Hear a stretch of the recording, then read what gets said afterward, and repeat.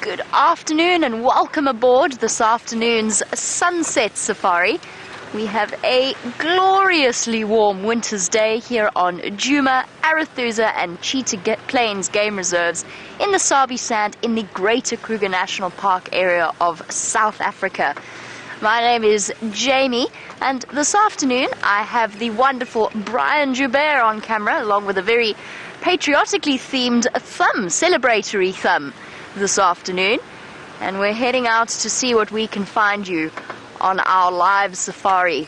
Don't forget, not only are we live, but we are also interactive, which means that you can send through your questions on #SafariLive on Twitter, or you can email through to questions@wildearth.tv. This afternoon I shall be accompanied by the dulcet tones of the lovely Kirsten McLennan-Smith in final control, accompanied by Chelsea. And we have the full team on board. James is headed out with Dave to see if he can't follow up on where I had Karula's tracks this morning. We'll be heading that way as well, but we thought we'd let James do a little circuit first. And we're heading off in a different direction, taking the opportunity to go and check some of the old hyena dens. Now, for those of you who were watching this morning's sunrise safari, you'll be aware that Brian and myself sat through, along with all of the viewers, probably one of the most difficult sightings I've watched since I started at WildEarth. We came upon a very fresh little buffalo calf. It had just been born. It was still wet and desperately struggling for access to mom. Our mom, we later discovered, was lying up behind the group of buffalo that they were with, and she just didn't get up to feed her calf, and she just didn't get up, and we kept willing her up. Oh, hold on, we'll finish the story later. James is a rare little mongoose.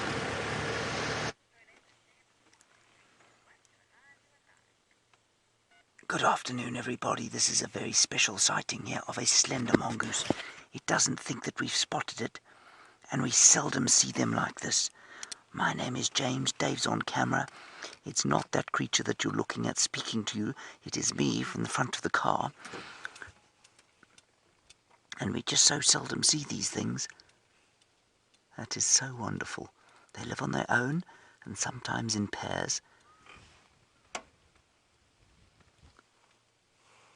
And that black tail, they stick up into the air when they're running, because if there's a bird of prey that's about to nail them, well, of course, then they'll grab the tail and the mongoose will probably be able to move that out the way.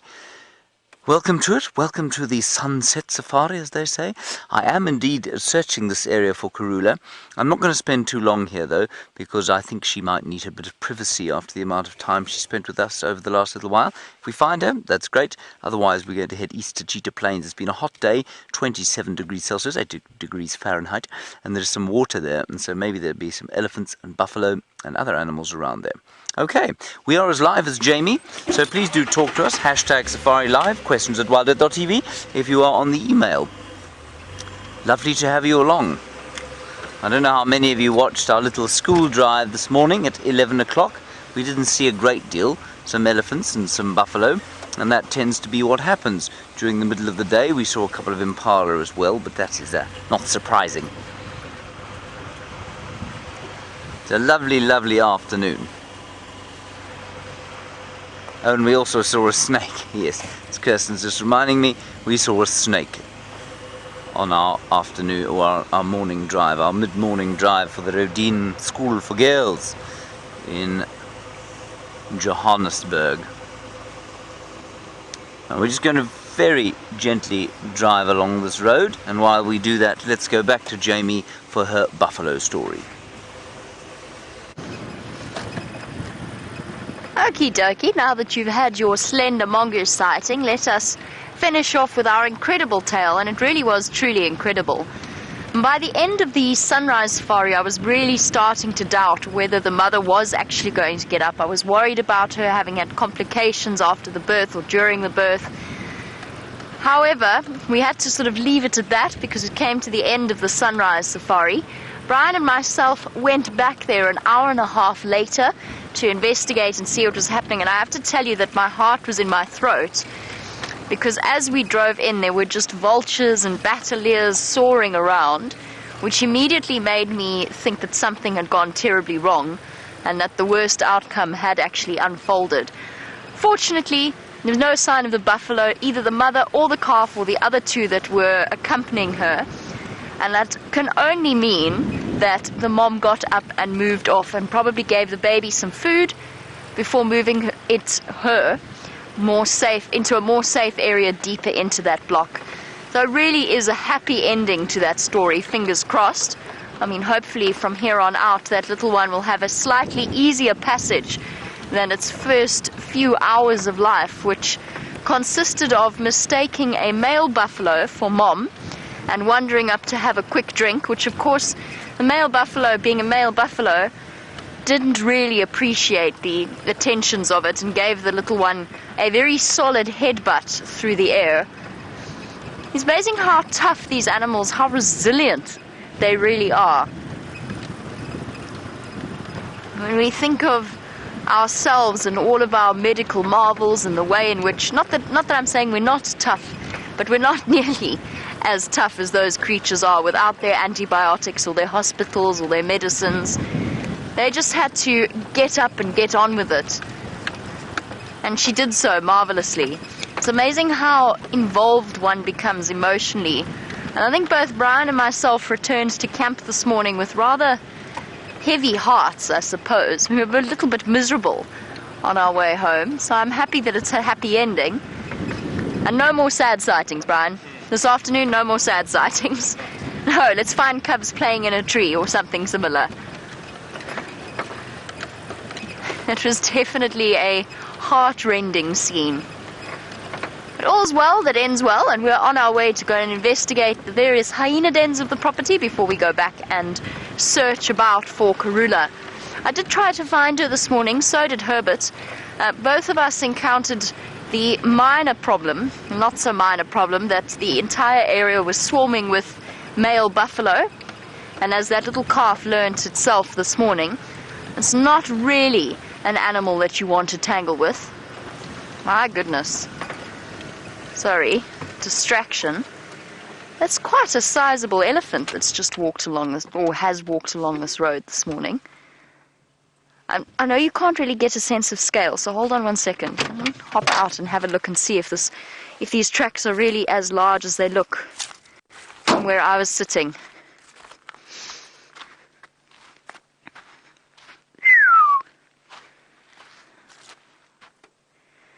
Yeah, a sizable elephant, but there were several walking along here, which I think is why it looks as large as it does.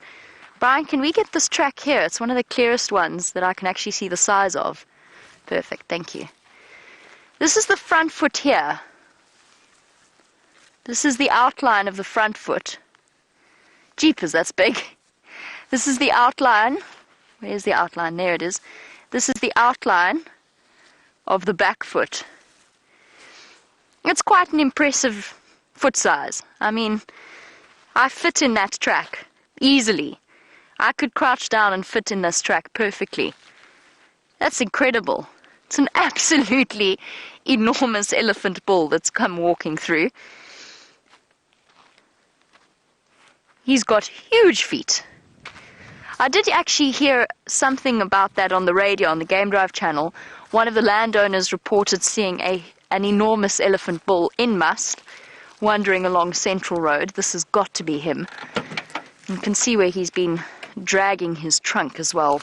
So that's got to be him. Apparently they had something of a standoff. Hold on a second. I have to figure out how to plug myself back in. All out of practice. There we go. All sorted. Right. Well, let's go keep an eye out for our elephant.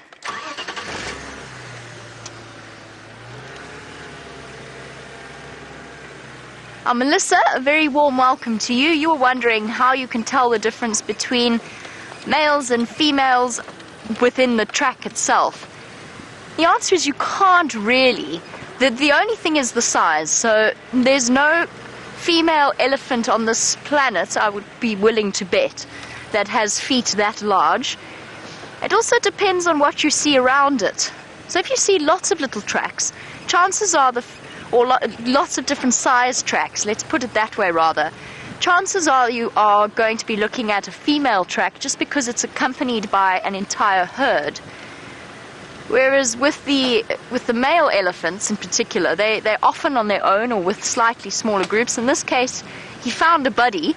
It's not just him walking along this road, but he did find a buddy. But either way, you don't really find elephant herds in pairs. Sometimes, but it's very, very unusual. The same goes for any of the animals. You're looking at the whole picture, not just one track. Although there are ways with leopards or lions, for example, you can tell the difference by size. There's a slight angular difference to the back of the pad, but that's getting a little bit technical. The easiest way is to look at the whole picture and see what that animal was doing, and then feed in what you know about the animal's behavior with what the tracks are telling you it's done. And then you've got a little bit of a better idea as to what the sex of the animal, often the age of the animal. I mean, this elephant that's walked along this road, apart from being absolutely enormous, I think it's pretty safe to say that he's well over 25 years old, just in terms of the size of the track. And I believe one of our lovely viewers, Penny Lay, sent me a sort of a formula that scientists use to calculate not the age of the elephant, but the size of the elephant by using the radius of the track, which is really amazing. It's incredible what you can do with mathematics. Our Fox Club, we're actually going in the opposite direction. So when I stood in the elephant's track, he wanted to know which way it was going. I was standing in the direction it was facing when it made that footprint. So where I crouched down, I was facing the direction of movement. The backtrack always forms a little bit of a point to tell you which way the elephant's going to go, and very often, because elephants can be quite lazy, they very often drag the tip of their toes, so they flick a little bit of sand in the direction of their movement. So from where I drew the outline, the backtrack is pointing to where the elephant was going. So we're going in the opposite direction for now, but there's always the chance we'll encounter him a little bit later. And while we head off on our mission to find out about hyena dens, let's find out what James's plans are for the afternoon. Now everybody, most exciting, tracks of Karula going up and down on this road. Given my tracking skills, I can't tell which ones are fresher, or where she's gone, or why she's gone, but maybe just around here we are going to find the little cubbies. As I say that, and Dave thinks he's spotted some elephants as well. David, of course, not renowned for his extremely long sight, so it could be a fallen marula tree. So that is beastly rude of me, I know, I'm sorry. But let's go and look anyway.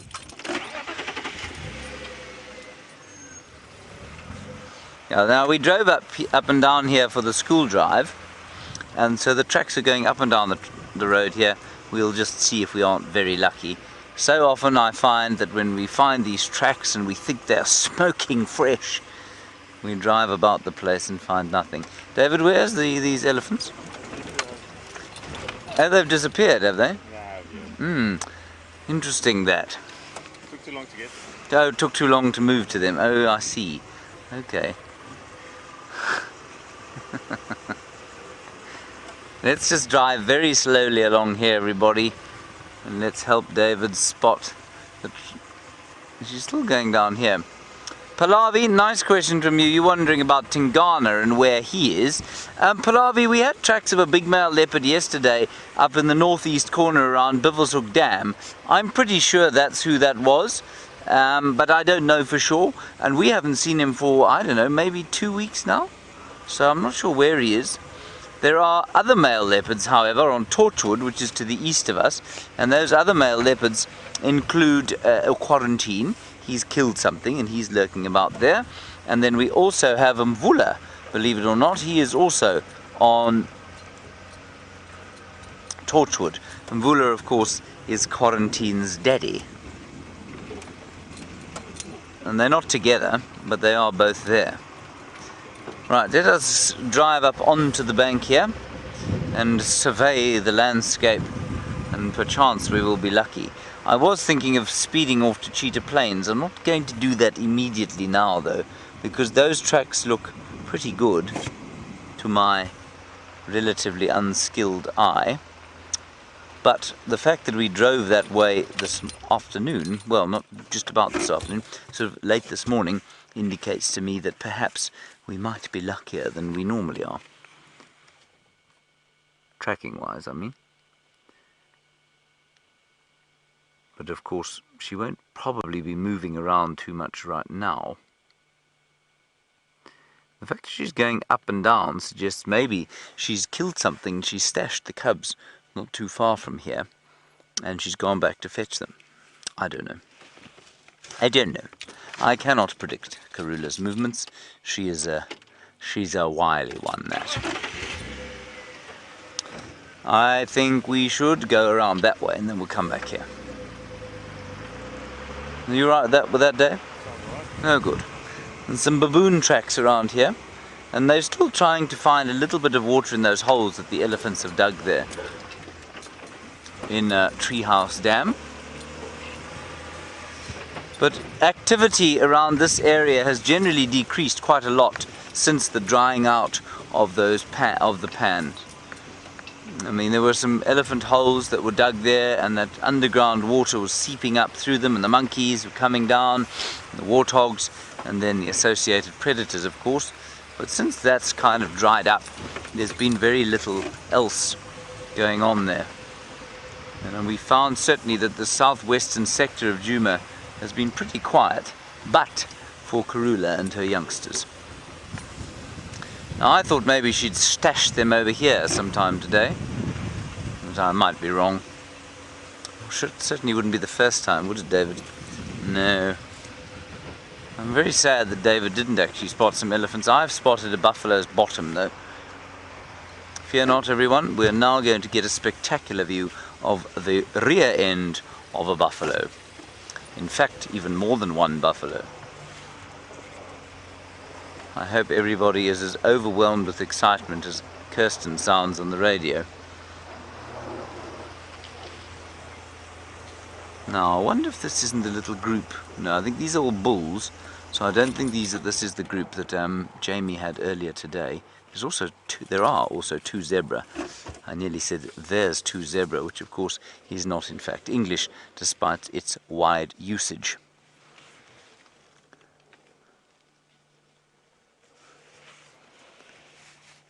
The beefies now just getting mobile. They were sitting, sort of lying down, chewing the cud. I'm pretty sure it was these four of them earlier on when we did our little mid-morning drive. And they're now getting going and eating, unfortunately for them, the Strychnos madagascarensis. Let me just go a little bit forward, maybe you see their zebra a bit better.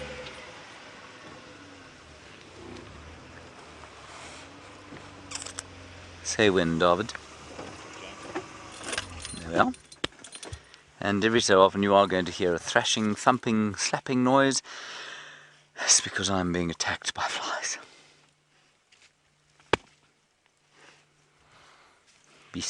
Beastly flies.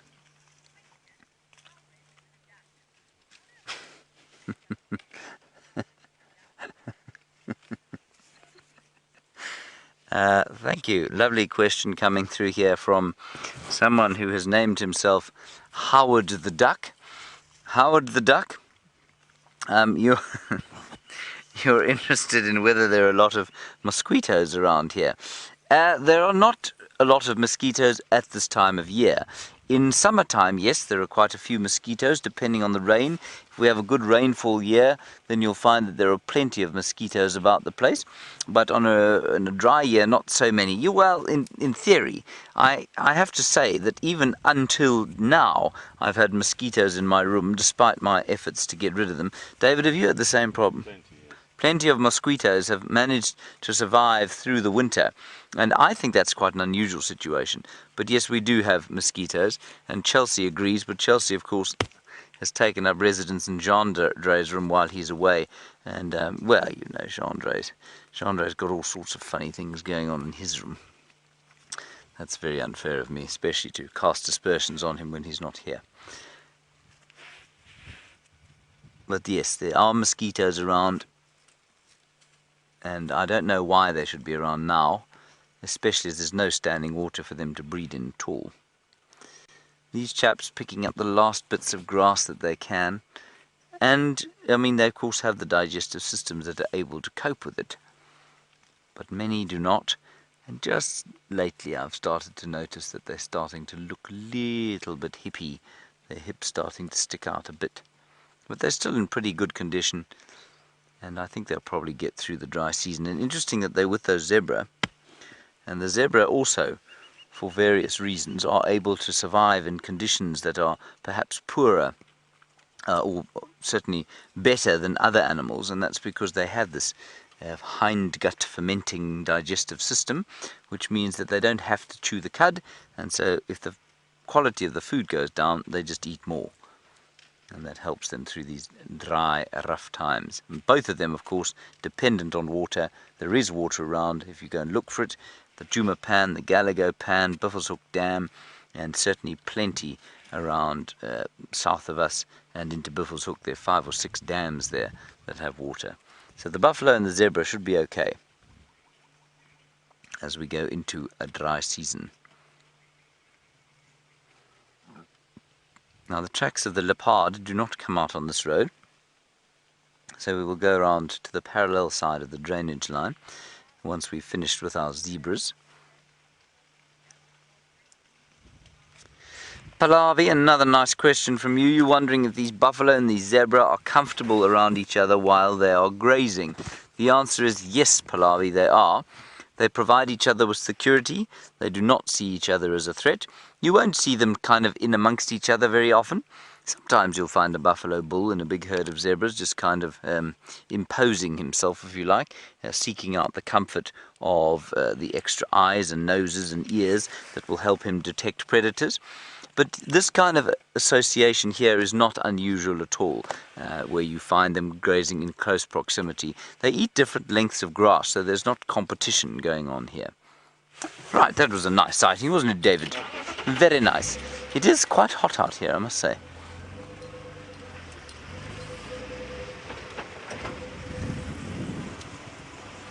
Alrighty, while we go around the next bend and parallel to the drainage, let's head across to Jamie and find out how she's doing. We're just going to go around our next bend, which will take us out of the Mvubu Road hyena den, which was very sadly completely quiet and deserted. Well, I think that was to be expected, because either way it's a little bit early in the day to be checking hyena dens, especially on a day like today, which around 80 degrees Fahrenheit, it's a bit warm for our hyenas to be out and about. But I just wanted to get a little bit of an idea as to whether or not I think that Mvubu Road is still occupied. The jury's out, but it did feel very deserted. There was no fresh chew marks or marks where the cubs had nibbled around the plants. No fresh smelling hyena smell. I don't know how to describe it. It's kind of dog mixed with a little bit of fetid meat thrown into the mix. That's kind of what hyenas smell like. And I didn't really get much of a smell of that at all that you usually associate with active hyena dens. And so we continue on our search. Hopefully, because those cubs are so young, the cubs of the new mother, hopefully they won't have moved too far away, and we'll be able to find them. Maybe this afternoon, maybe tomorrow. Either way, I'm very keen on catching the moment in those cubs' lives where they're still tiny and brown and exceptionally uncoordinated. It's probably one of my favorite times to view hyena cubs.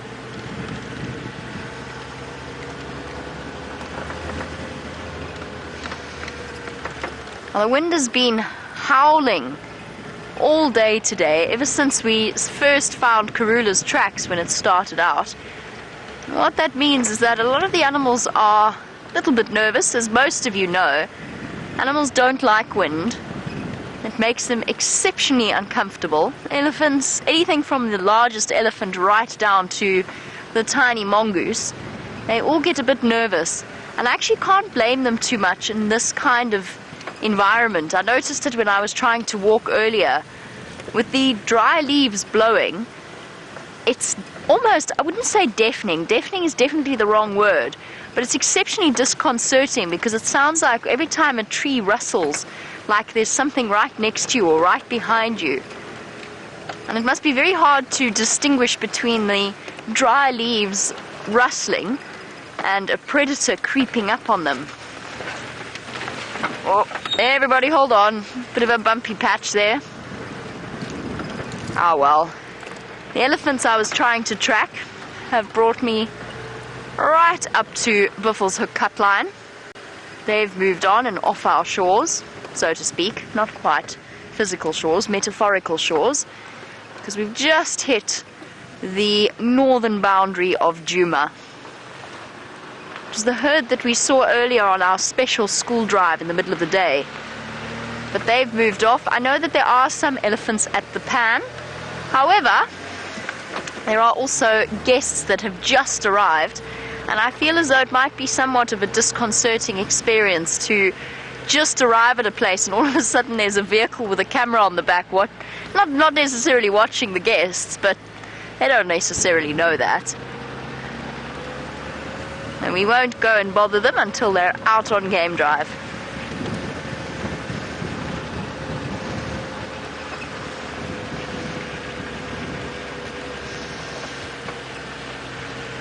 Now while we look for any kind of heartbeats, they seem to be hiding away this afternoon. Aaron, in New Zealand, good afternoon to you. You wanted to know what species of francolin is the least common on Djuma, or the least seen.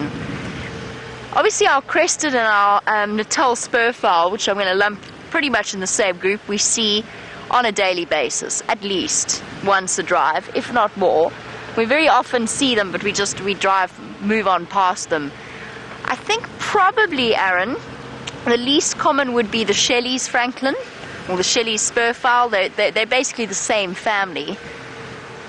And we hardly ever get to see the Shelleys, maybe once a week, maybe even less than that. Koki are the next on the list. They're a little bit more common, but that's just also because they're so noisy. That koki, koki, koki call is unmistakable in terms of identifying them. So Koki francolin comes next, and then the Natal spurfowl and the crested francolin are seen almost, definitely every day, almost every hour. Although now I'm looking for one for you, and of course I can't find one. They're all hiding away. On dry days like we're experiencing at the moment, perhaps best idea is just to stick to the tried and tested tactic of checking all of the water holes as we go along. But before we do that, we're going to check one last den just to see if there's any sign of them at the Galago shortcut den. It's right next door to the Mvubu Road den. For hyenas, or for the hyenas that can go in a straight line, it's probably about 100 yards away. And Plabi, you're wondering about, in terms of hyena dens, and the fact that ours may well have moved, you were wondering if hyenas change their dens often. And it depends how you define often. The answer is no, generally not. They move every couple of weeks on average, but that time frame really does differ. Sometimes they stay at a den for only a few days. Other times they move and they stay for about 3 or 4 weeks at a time. So it does depend on the den itself. It probably depends on how well ventilated the den is in terms of airflow to help reduce the buildup of the scent of the hyena cubs. Because obviously as babies they're going to defecate and urinate in the den site itself. Good news is there's hyena tracks making their way along this road. Those weren't very clear, so I haven't stopped for them. Now generally a hyena moves its den site because, most importantly, there's a parasite buildup. So anywhere where you get a collection of wild animals sticking around in one spot starts to become very smelly, the ticks and bacteria build up, and so the mothers move them off to a different area. And then the other reason is the fact that well, I wouldn't say that they do it to, maybe that's not a good reason. Not necessarily they do it to avoid predation, but the whole of the clan life centers around a den site. What I mean by that is, although it's the mothers predominantly of the cubs at the time that are always there, the rest of the clan will come by and visit all the time, as we often see with the clan males paying a quick hello to the females and their cubs. So what that means is that it's almost as though the core part of a hyena clan's territory is shifted. It's almost as though the core part of a hyena clan's territory is shifted to a den site. So by moving it around, they make sure that other hyena clans don't take advantage of a weakness in a territorial boundary and maintain their ties with all of the sort of outside or external areas.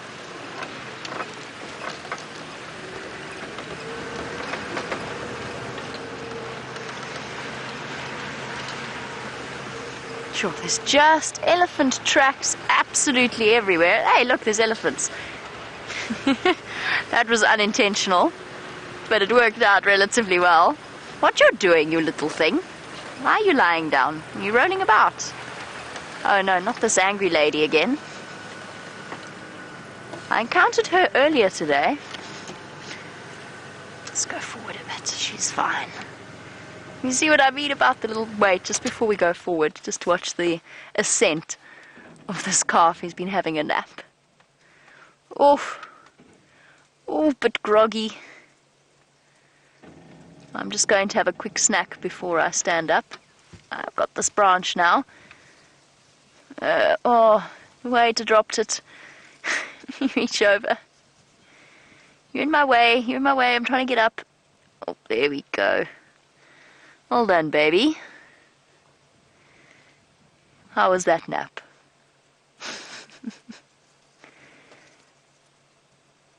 Little baby elephant. You going to come say hello? Yes, come say hello. Come say hello. You're very brave. You're woken up from your wonderful nap by these horrible creatures in their big machine. Yes, little boy.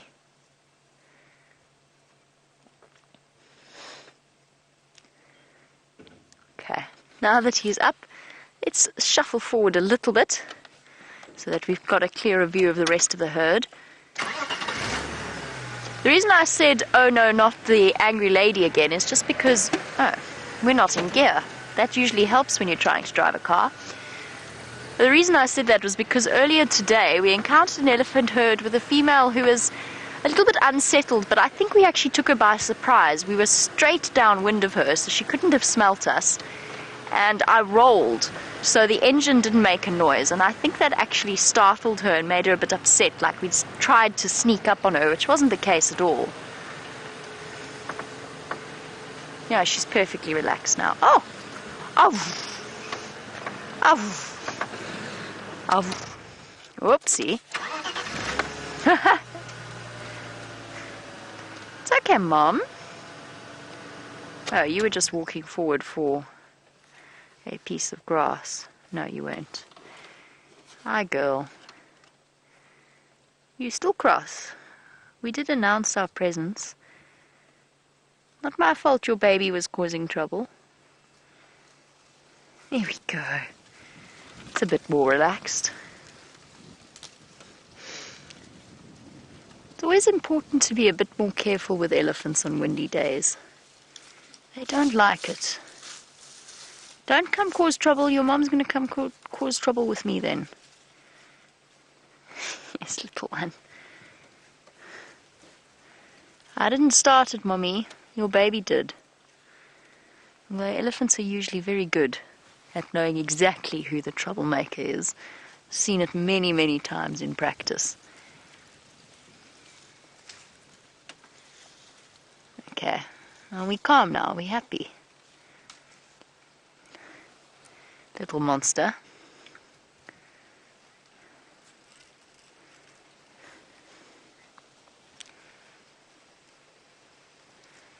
And while we watch our little one decide whether or not he wants to come scare us away again, Lavi, you're wondering about the dynamics of an elephant herd and who leads them, whether it's a male or a female. Well, the answer is an elephant herd is strictly matriarchal. So the herd is led usually by the oldest, certainly one of the oldest females. And when she dies, then her sister or her oldest daughter will take over and continue to lead the rest of the herd. Well, there's a sort of a misconception that she does it all on her own, and that's not entirely true. Because there's usually a... What are you doing? Fluffy creature. She's still all fluffy in this afternoon light. Yes, Mum's hastening its departure. Sorry, yes. So an elephant herd actually has a couple of older females that are responsible for the well-being and the safety of the group, as well as deciding where they go and what they do, keeping order, maintaining discipline, and most importantly, intervening when a male becomes a little bit out of hand. So the males leave the herd when they're around sort of puberty age, so sort of roughly 15, can be earlier, can be a little bit later. I want to reposition just right now. We'll hold on for a moment, just see how this female responds, and then we'll move backwards a little bit. But the males will leave at puberty. Once puberty hits, they head off on their own, but once they get to a little bit older, maybe around 17, 18, they are larger than the largest of the females. And what that means is that whilst an elephant herd is matriarchal, the males are more than capable of pushing the females around if they choose to. And it's only when the females band together that they're really capable of chasing an errant male away. But that's unusual. If it's a big male bull and must, they just have to keep moving away from him if he's irritating them. There's not much more they can do. So whilst it's matriarchal in the sense of their leadership and their herd structure, it's not a true matriarchal system in the same way that the spotted hyenas, where the males are larger, or the females are larger than the males. That is where the true matriarchal system lies. Very, very unusual in the mammal kingdom. Okay, now that they've relaxed a little bit, let's see if we can reposition, get ourselves a slightly different view.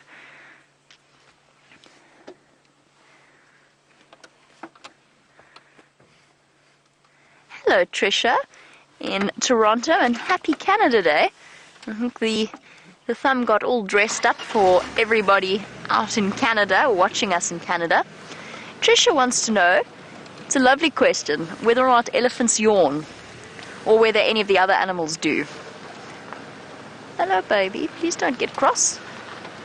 No, don't you silly Nunu. Because then Mom gets upset, and that's not what we want at all. Tricia, I've never seen an elephant yawn. That being said, I don't know whether or not they can, and I'm sure we've had this discussion before, but I can't remember what the outcome was. So if any of you out there, I don't think they can. I think that the nasal structure probably prevents it. The sort of the trunk adaptation being fused to the top jaw, I imagine makes it difficult. I've never seen. Have you ever seen an elephant yawn, Brian? I haven't. If any of you have ever seen an elephant yawn, I would love to hear from you. I don't think that they do, but it's entirely possible that I'm wrong about that. I've also never seen a rhino yawn. Hippo, of course, are famous for yawning, but almost invariably that's actually a threat display.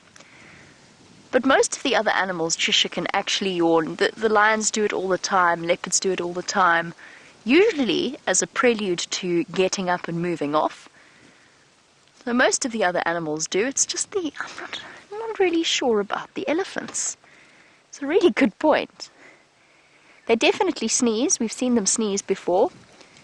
And I remember we were asked, was it elephants? I remember being asked about whether or not elephants can vomit. And we decided that it's very, very unusual. I think it was elephants, whether or not elephants ever vomit. I've never seen an elephant vomit. I think it must be a very complicated process. Anyway, sorry, we've gone down a bizarre route. So sneezing. I've never seen an elephant hiccup either, but I've definitely seen a lion with hiccups before, and I've seen a leopard with hiccups before, so they definitely get it. But these herbivores, it's a little bit more tricky. Their gastric setup, their digestive system setup is a bit more complex. They've got a lot of cellulose breaking down to do. Little one. The best thing about baby elephants, I think, for everybody, is watching them learn to use their trunks. It is such a complicated process. It's as complex for an elephant as us as toddlers learning to use our hands, to grip and to grab and to learn those essential movements. And this one at this age, he's probably close to about 3, maybe just under, 2.5 maybe. And at this point he's mastered the basics, but there is a level of refinement that he's still a little way away from achieving. More complex of movements, and that includes beating the grass that he's trying to eat.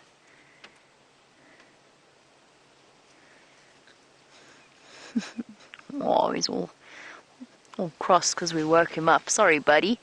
Didn't mean to disturb your nap. And Kelly, you were wondering how old an elephant is when they stop lying down, when they take their naps. And the answer is there is actually no age restriction, although you very seldom see the older cows doing it. You often see young bulls and older bulls doing it. They just can't lie down for as long a time period. So an elephant of any size, in theory, is capable of lying down. It's a bit more tricky getting back up, so they don't do it as often as the little ones do. And they'd rather find a nice, comfortable termite mound to lean against, or a tree to lean against. Or I'm done with this trunk grass eating business. I'm going to go for the easy meal. Let's see if Mom will oblige. So it's at any age that they'll lie down, but they don't do it nearly as often as the little ones do, because of course the little ones have got a lot of growing. They also don't need to feed as constantly as the adults do. Now, I've seen a full-grown elephant bull lie flat on his side for a little while and then get right back up. We actually saw it this morning with an adult male elephant that was fast asleep on the ground. Mum's become much more content with the situation. Yes, you made your mum anxious, little one. I prefer the elephants that we see to not be anxious. Well, since we've been presented with this extraordinary view of our elephants, let's find out what James is up to.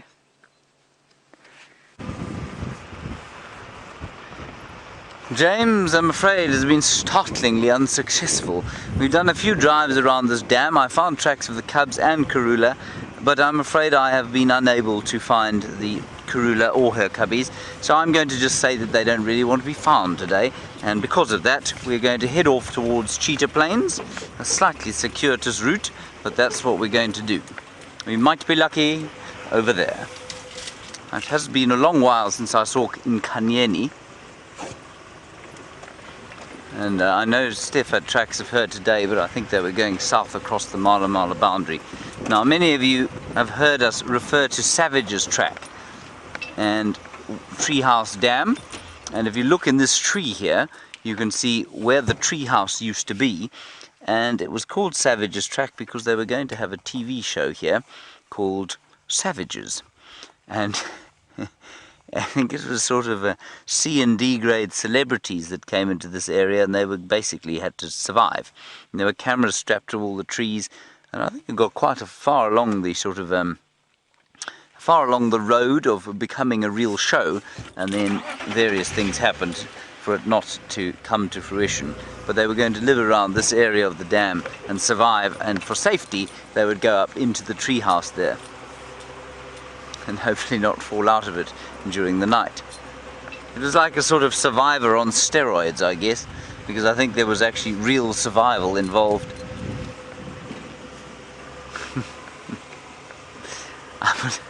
I would love to have seen that show. I think it would have been most entertaining. But otherwise, like I say, things around here very quiet. Yeah, HK, very nice question, and we don't really know. You say, do the Nkuhumas have cubs? Are they around, and how many cubs do they have? Well, we know that one of them has 3 cubs at least. She's still denning them on Torchwood. It's not long before she joins the rest of the pride. Where the others are at the moment, I'm not entirely sure. In fact, I'm not vaguely sure. We haven't had tracks of them on this reserve. There might be one in the drainage line system between Galagopan and Mvubu Road, but it's almost impossible to get into that area in a vehicle. So, we haven't been walking in there because the bushwalk pack hasn't been sending a signal out of there. So it's possible that she's in there, but we really don't know, and there haven't been many tracks going in and out of those areas at all. I'm just going to look at that very deep shaded tree quickly, just in case there happens to be a leopard hanging from its rather pleasantly shaded boughs. You see that tree there, David? I do, yeah. David will super zoom it for you so you can share in the experience of staring at a green tree swaying in the wind without a leopard in it. Very nice. Well done, David. On we go. Yeah, I'm of the opinion that she's in this yellishly thick block in here, which means that even if we were to find her, it would be extremely difficult to get a vehicle in without creating enormous consternation. So, Treacher Plains it is. I feel a slight sense of disappointment, I have to tell you, but that's okay. Yeah, and Alice in Ohio, that was my other option for today, was to try and go to Arethusa and see if we couldn't pick up on Shadow and her little cub. No one's seen her as far as I know, Alice, not for a little while, and yeah, I think the guys at Arethusa at the moment, they keep seeing that leopard they've got called Salayeshe, and she's got 2 cubs, and so, I mean, if it's just easier to find her, then that's what they do. And Shadow has been on a place called Hofmann's, and Hofmann's, of course, is to the south of us, and I don't think anybody goes there unless it's actually a sighting. And that's where we saw Sindile disappear the other day. Haven't heard or seen him since then, and certainly Shadow and her cub we haven't heard from or seen for some time. In fact, the last time we saw her, and I think anyone saw her, was when Roy had her going across here and then north up towards Simbambili when I was trying to find her very unsuccessfully the other day.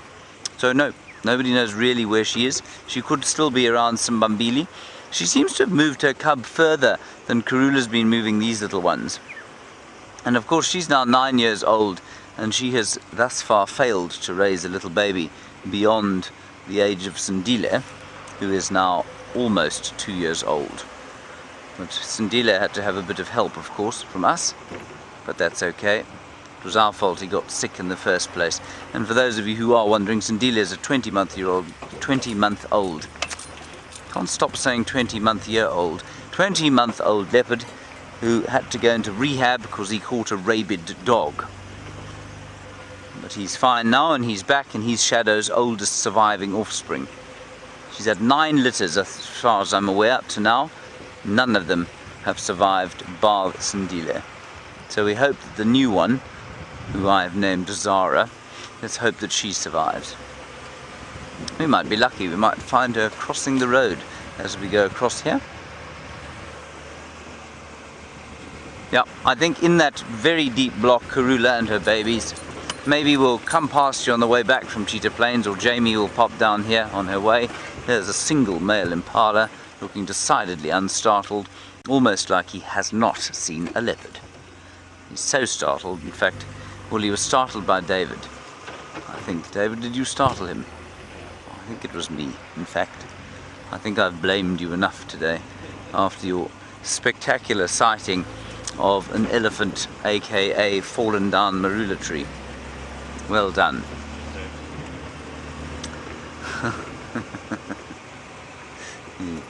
I just wanted to show you a quick tree, because I showed it to you this morning when I was on foot. And given the fact that there's nothing but one terrified impala knocking about this place, let's go and have a look here quickly. We'll keep our eyes open, of course, and our ears for growling leopards. Well, this is a gardenia tree. And the elephants have been knocking these over in many places. But this is exactly the kind of place, if you can imagine it. You still hear me, David? That if I was a leopard cub, I would like to be. So this is the kind of light and the kind of shade that if you're looking for a leopard, you have to look into. And if you can imagine how easy it is to go past a tree like this and see nothing, especially if what you're looking for is tiny and it's black and white and a little bit yellow, which is precisely the same color as the light on this termite mound. Gardenia falkensii, the Transvaal gardenia, beautiful, beautiful flower when you get it. Ooh.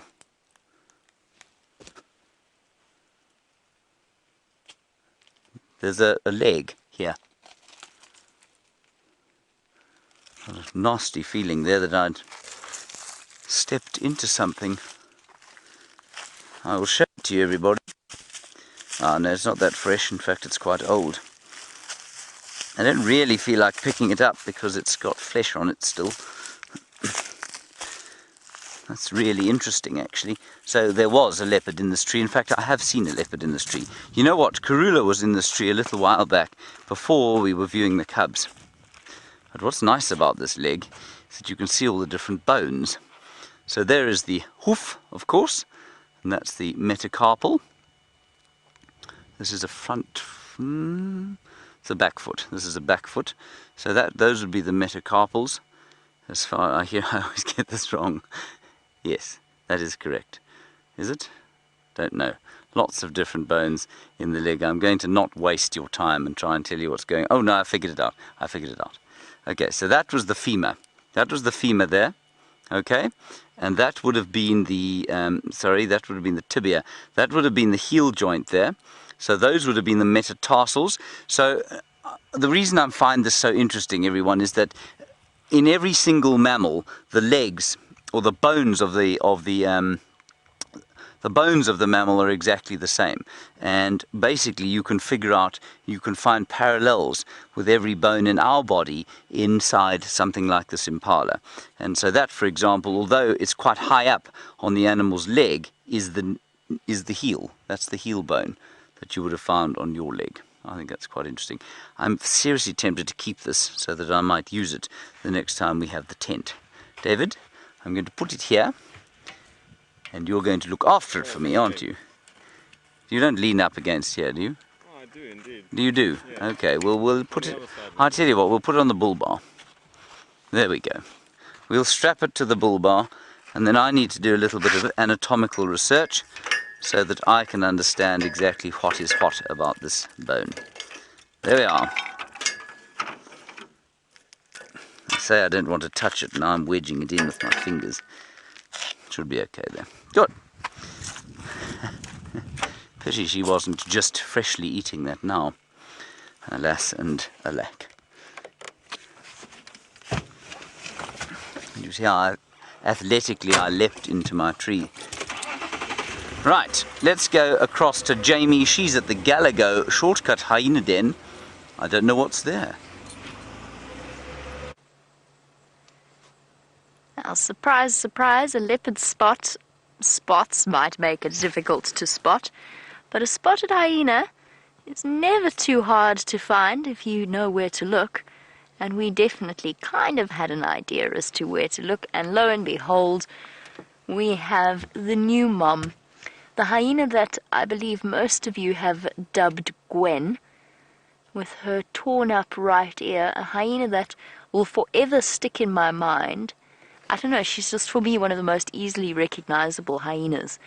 And Brian and myself had an experience with her many months ago. It probably must have been before she was pregnant, actually, where she was being, I don't know what the word would be, disciplined maybe by the higher ranking females of this hyena clan, and she tried to seek refuge underneath our car from their nips and their bites.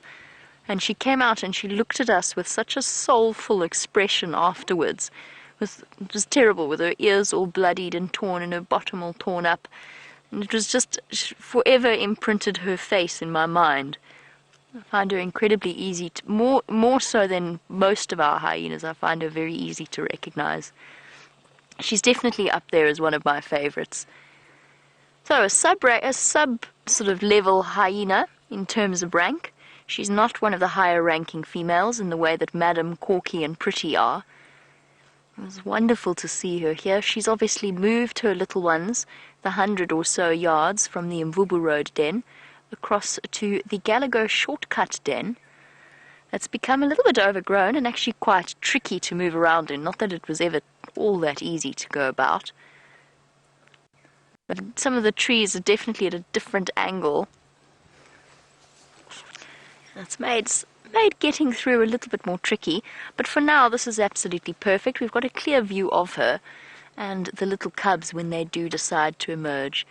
And it takes newborn cubs a few months, well, a few weeks I would say, to get used to the idea and the presence of vehicles before they're brave enough to come wandering about and have a look at us with curiosity.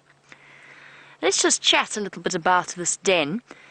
The last time we saw them here was probably around the beginning of the year, December, end of the year, last year, beginning of this year, December, January.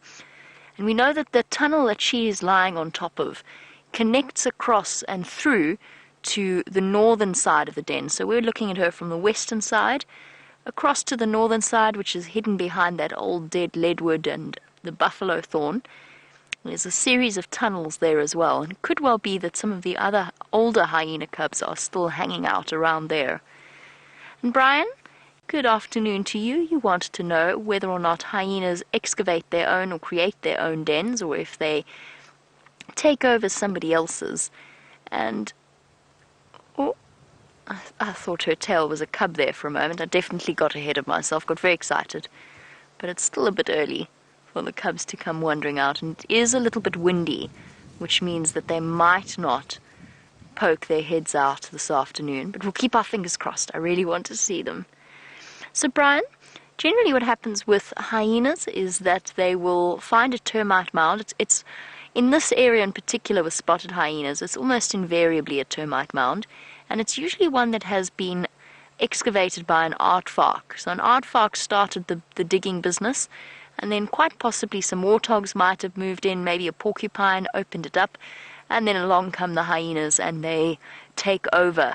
And den sites get regularly used and then abandoned and then used once again. The interesting thing about this, though, is that whilst they do take over existing den sites or burrows, the hyena cubs themselves instinctively create their own tunnels within the den system, so that they create something so small that they, and only they, would be able to seek refuge down there. So the adult hyenas never go fully into the den. We've seen them at the Mvubu Road den go right up so that their bodies are hidden, but they never go completely into the den itself, and that's because they can't. The tunnel's narrow, and the cubs have constructed their own little network where they can hide away and be safe. And that means that almost all threats are barred from entry. Lions, leopards, very few animals that would be capable of squeezing in there. Snakes, of course, are a different story. And hyena cubs are occasionally killed by them, as well as potential flooding, although it's just something we spoke about when it rained heavily, not recently, months ago, sorry, definitely not recently, about the fact that this Gallagher shortcut den could potentially flood. Oh, you're looking very sleepy, girl.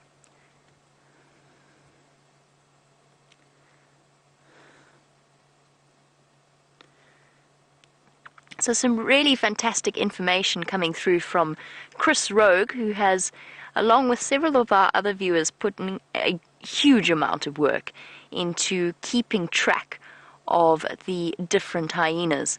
Now, interestingly, this information comes from Chris, and obviously from way before my time working here at WildEarth. In fact, all of us.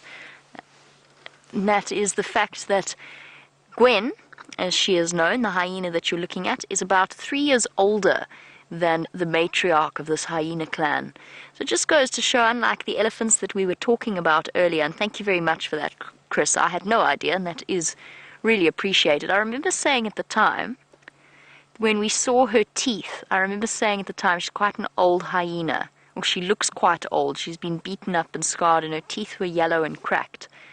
But it's nice to know the exact age difference. And what it goes to show, for those of you who are new to the system, is how different a hyena clan is from an elephant herd. So we spoke earlier about the elephant herd and the oldest female, the older females being in charge of the whole group. In hyenas, it's very different, and it's all about bloodlines, essentially. So they don't have to be related to each other. The females don't have to be related to each other. But obviously you get females and their daughters and their sisters that are related to each other, and then you'll get other females and their daughters and their sisters that are related to each other, and they have their own ranks.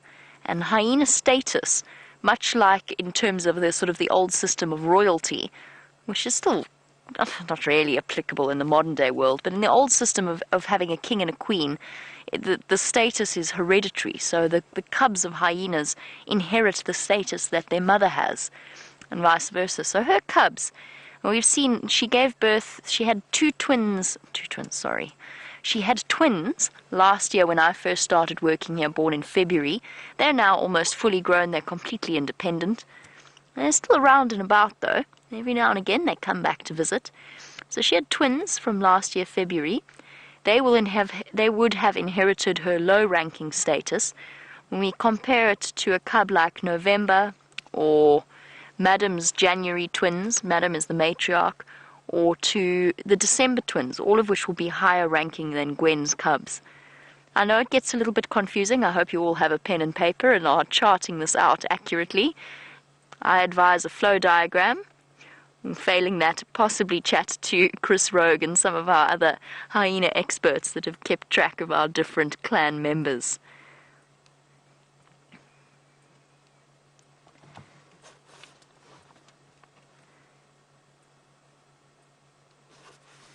Hey, that's really cool. So, wait, let's go through this again. There's another comment from Chris Rogue. Gwen comes from the sister of Madam's mother. Did I get that right? Yes. Yes, there we go. I did get that right. Sorry, Chris. It's a bit confusing. Which makes Gwen technically the aunt of Madam. Now I need a pen and a flow chart at this point.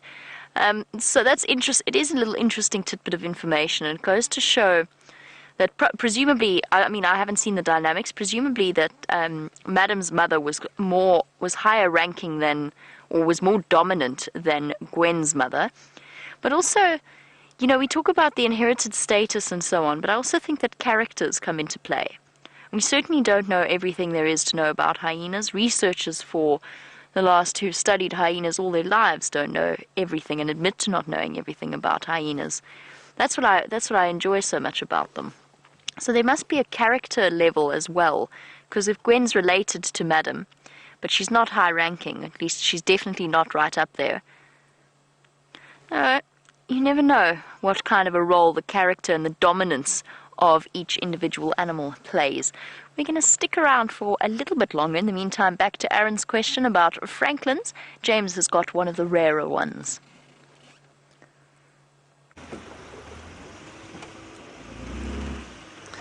Everybody, there's a Franklin over there. Now, Aaron in New Zealand, I know you were asking about Franklins, and that there's one of the rare ones that we see. It's called a Koki Franklin. And it's the one with the golden head. It's not the rarest. The rarest is probably the Shelleys. I'm sure that's what Jamie told you. And it goes, ka-tick, ka-tick, ka-tick, ka-tick, ka-tick, ka-tick. That's the Shelleys. This one goes, Koki, Koki, Koki. Or,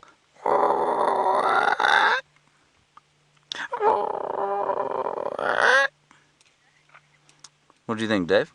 Not bad. Not bad, thanks. Thanks very much. And I just think that golden head, this is my favourite Franklin, Aaron. Look at it. Looks like it's been dipped in molten gold. That's the male. The female, equally attractive, just slightly different. She's got more markings on her head. No, well, they're normally in pairs, so I'm sure she will be around here somewhere. And see how his head is almost exactly the same red-gold colour as the leaves that are on the ground there. They're the most cryptically coloured birds. And of course they're very poor nest builders, and they just sort of dig out a hollow a bit in them underneath a bush, and that's where they lay their eggs. And they're equally as cryptically coloured as the adult bird. I think that that bird is eating ants, if I was to guess. You can see very concentrated. I think he's probably found himself an ant's nest, and he's now eating ants. And ideally he'd be eating seeds, but of course this time of the year seeds not really in a great profusion, unless you share cereals with me. Now, the other day, of course, I bought a whole lot of seeds, which I eat in the mornings, and David said, do you think I might come in with you on your seed eating? And so I said, of course, and I made the seeds and I cooked them up. And the next day David was back on white bread and butter, and I said, David, what's the matter? He said, oh, it's so bland, so horrible. Well, the Koki Franklin and I, we like our seeds. I'm not sure I'd eat the ants. And the reason I don't eat ants the whole time is because, of course, many of them are full of formic acid. And that's a defense against being eaten. And I think probably in the wintertime a bird like this just has to kind of, as they say, suck it up. Just has to put up with the bad food. I think they'll also eat termites quite a lot.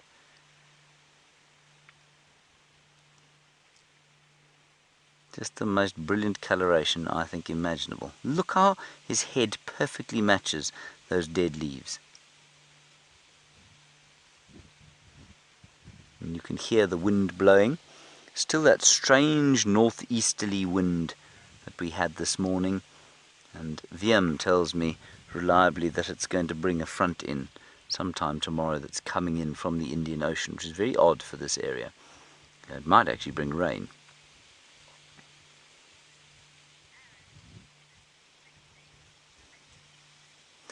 Hello Aaron, you say that this is your 82nd bird for your list. Excellent, well done. I'm glad we managed to do that for you, aren't you, David? Yes, it makes you feel good to add to a bird list.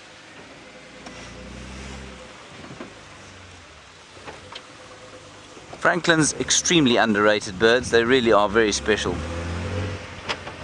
I can sit and watch a crested franklin feeding, knocking about the place for days. Well, maybe not days, but certainly a little while. We're still on the Gowrie main road, so to the right, left of us, we often talk about Torchwood. That's Torchwood there. It's quite a large piece of land. That's where the Nkuhuma lioness has her cubs. That's where Mvula is at the moment. That's where Quarantine is at the moment. It's not where we are at the moment because we're not allowed to go there at the moment. To the south of us here, to the right, is Chitwa Chitwa. A very nice tourism lodge of this area, and I know a number of our viewers have been there. So if you would like to come out here, Chitwa Chitwa is an option, Cheetah Plains is an option, and Arathusa is an option, as are Vuyatela and Galago at Djuma, but then you've got to book out the whole camp. They really are, I would say, pound for pound, if you're bringing a group of people to the Sabi Sand, the best value bed you can find. David, look at this bird flying next to us. This is unbelievable. Oh no, I knew he was going to do that as we got the camera on him. Righty, Jamie is back online. She's with the hyena, I think. Or she may have left it. Has she left the hyena? Anyway, regardless of what she's doing, let's go and find out from her. I'm going to do my little traditional donut.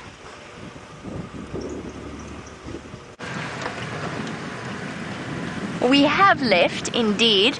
We're going to go and follow up on that enormous herd of elephants that's at the Djuma Dam. But never fear, we will be going back when it starts to get a little bit later and a little bit darker. And hopefully once the temperature starts to drop, the wind will follow suit, as it generally tends to do. The evenings around here are usually relatively still. And then we've got a far better chance of being able to see her brand new cubs. But for now, let's go and investigate and see what those elephants are up to around Djuma Dam. Doesn't sound like there's any guests around, so we can go and sit outside and not run the risk of ruining their view. It's amazing, winter.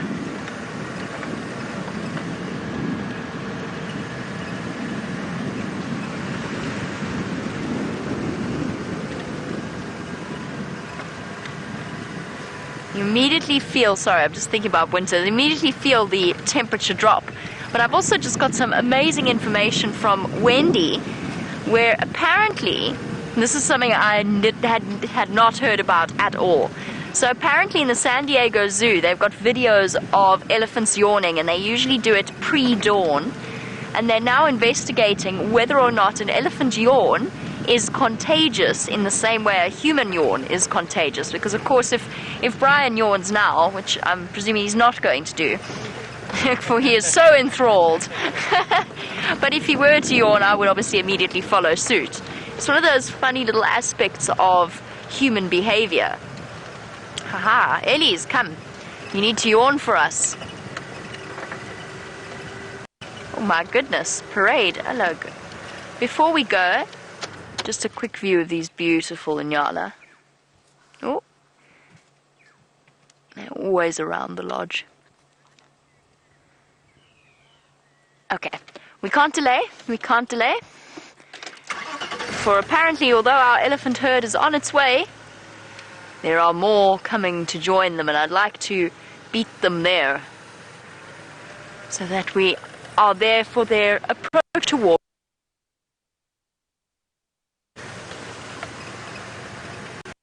So I'm sure that they will. Oh wow, oh wow, there really is a huge herd of elephants, and I'm going to show you in a moment. Let's go relatively quickly because they're thirsty, so we'll have a chance to get there as they make it to the pan. Hello. Sorry, boy. Hello, Bits. Oh, wow. Nice. Lovely big herd. Hello, boy.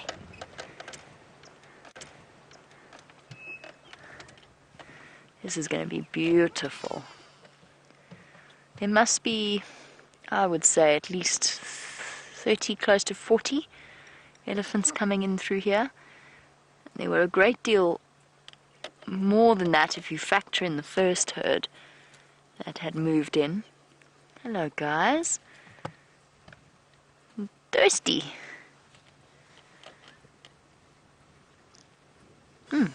Maybe not so much. Or are they on their way to the nicer part of the water where the pipe comes out? Yes, this nice, fresh, clean water that hasn't been sullied by the other elephants. Oh, guys, you've arrived a little bit too late. The others have muddied the water completely for you. One intelligent elephant found out where the water comes from, and they're all... Ah, there's the one with a really straight, pointy tusk at the back. I know this herd. It's familiar. Vaguely. I don't know it as well as I know some of the other elephant herds, but I've definitely seen these guys before.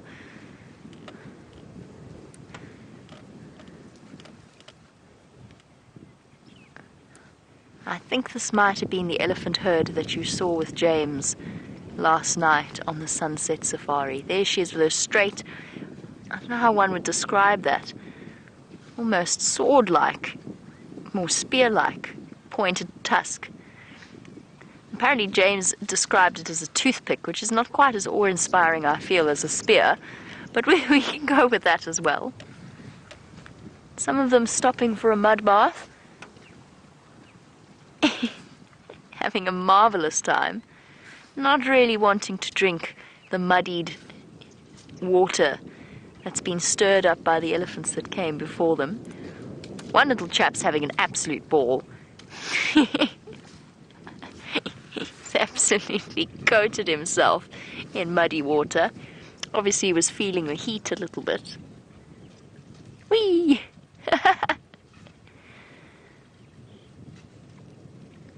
Must be quite an art to spraying oneself with muddied water with one's nose. Just goes to show what incredible instruments the trunks really are.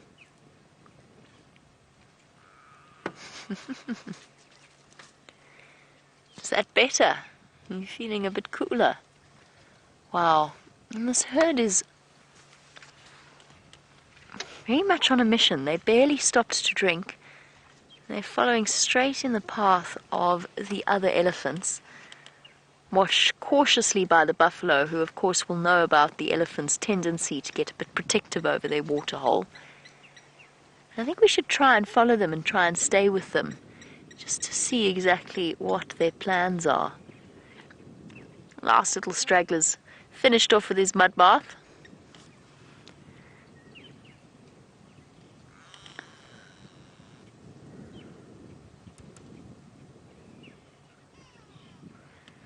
And as our little boy hurries to catch up with the rest of the herd, Mitch, on the subject of elephant behavior, oh my word, there's actually more coming. This is incredible. There's just elephants absolutely everywhere. Here they go. Although they're skipping the pan completely. Sorry, Mitch, I'll be with you in one moment. They've skipped the pan completely. They're on their way to the other side of the drainage line. Now, Mitch wanted to know whether or not the adult males, the big bulls, ever play a role in correcting the bad male behavior of the teenage bulls, so the young males. And the answer is yes. Apparently they absolutely do. And their presence, you can see it even when you watch teenage boys around an older male. They immediately have a calming influence on them. But it's not just that. There's actually studies that were shown that where young elephant bulls were introduced into the Pilanesberg without any proper herd structure and with a little bit of post-traumatic stress, as well as no large males to control their behavior, they went on to actually kill several of the reserve's rhino. Whether through aggression or through misplaced amorous intent, nobody ever really truly knew. But as soon as the Pilanesberg introduced some of the older 30-year-plus big male elephants, that behavior immediately came to a conclusion. They stopped killing off the rhino and the buffalo of that reserve.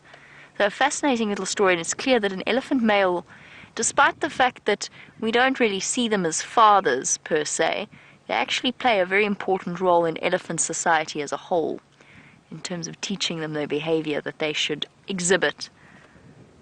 Okay, let's catch up with... Oh, they're going to catch up with the rest of that herd as well. I'm sort of hoping...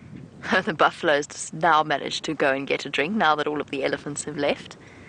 I'm sort of hoping that our Ellies are on their way to quarantine, because that would be extraordinary. Big open clearing, elephants everywhere. In the meantime, this buffalo is just grateful that they're gone, so that he's had an opportunity to have a drink. Now, he's not too fussed about the muddy water. In fact, his entire nose has disappeared into the water. Ashley, excuse me. You were wondering about why it is that elephants don't like muddy water. They're fussy. That's the only thing I can tell you. I mean, they quite happily drink it if they're desperate. Let's go catch up with them while I answer.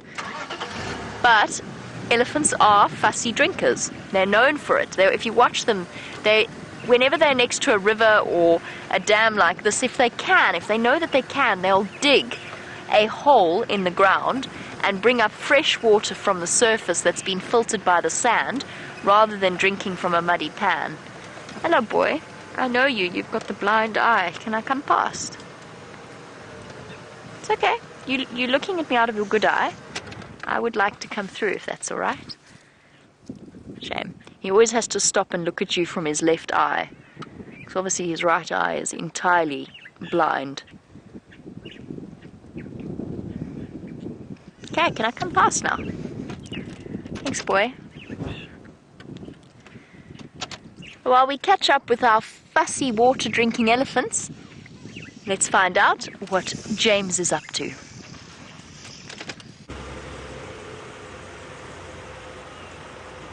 Oh, everybody, I have found two elephants that have found some fresh water here at 3 in a row pan. They seem to be very cross with each other. Seems to be a bit of a fight going on. Let's have a look.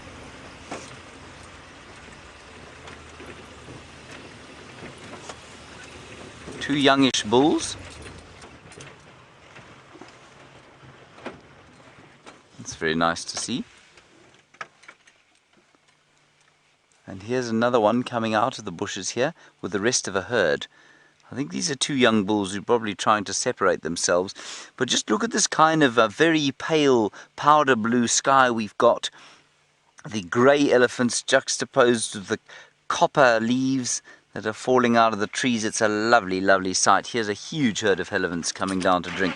You know what? Oh, it's big. Let me just move across the other side of the pan here, and let's get a view from there. I don't know how long they'll be here. We don't want to chase them off. They might not even drink. They might just be going past. This is wonderful. And you saw how those bulls moved out the way when that big matriarch came through.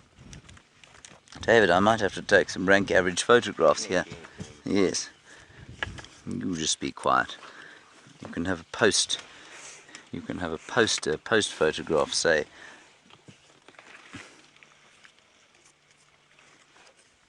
Isn't that nice? Now let's time them, everybody. See how long they take over here. They normally actually don't drink for that long, unless they're sort of having a bit of a play. Beautiful. There's one tuskless cow there coming up, and I mean that's unusual. I feel like we've seen her before. Oh, David, there we go. That might actually be quite a nice picture. No, it's not. It's rubbish.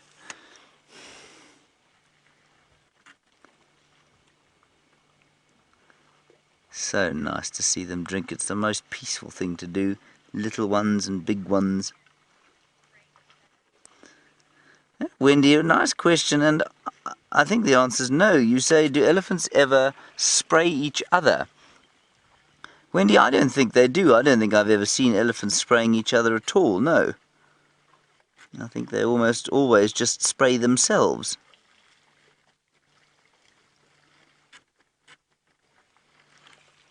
This is a wonderful little scene we have going here.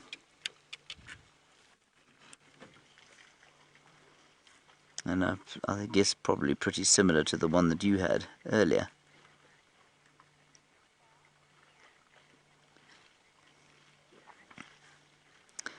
Sharon, a nice one from you about whether or not elephants see well and how their night vision is. Sharon, they see probably at least as well as we do. So while that is, I mean, that's pretty good.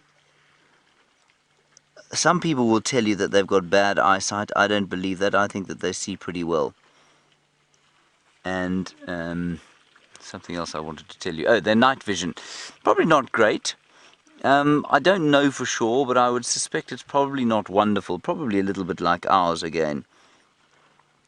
But you know, they've got much better ears than us. Far, far better ears. And far, far better noses. And so, although they don't possibly see that spectacularly during the night time, they are able to survive very comfortably at night because they're big and they can smell and hear extremely well. Isn't that a nice little scene? Let's count them quickly. 1, 2, 3, 4, 5, 6, 7, 8, 9, 10, 11, 12. I've counted about 18, I think. And that's about a standard issue. It's a relatively large herd for this area, actually. Beautiful. Love these pale colours.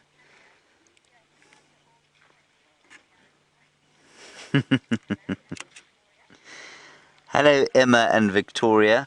How lovely to hear from you. You are 5-year-old Canadian twins, and I believe today is Canada Day, if I'm not mistaken. So you're doubly welcome to our little show, and you say you're enjoying the safari and enjoying the elephants. Well, I think that's wonderful. I hope you continue to watch, and I hope you have a very, very happy Canada Day. Very nice to hear from you. Thank you. Now, these chaps have spent quite a long time here. They don't often, you know, like I say, the elephants do tend to move on quite quickly from their devouring or their drinking, unless they're playing, and these guys definitely aren't playing. Now, maybe this has got something to do with the fact that it's been a hot day, And we are in the middle of a drought, and this wind, combined with the heat, really has dried things out a bit.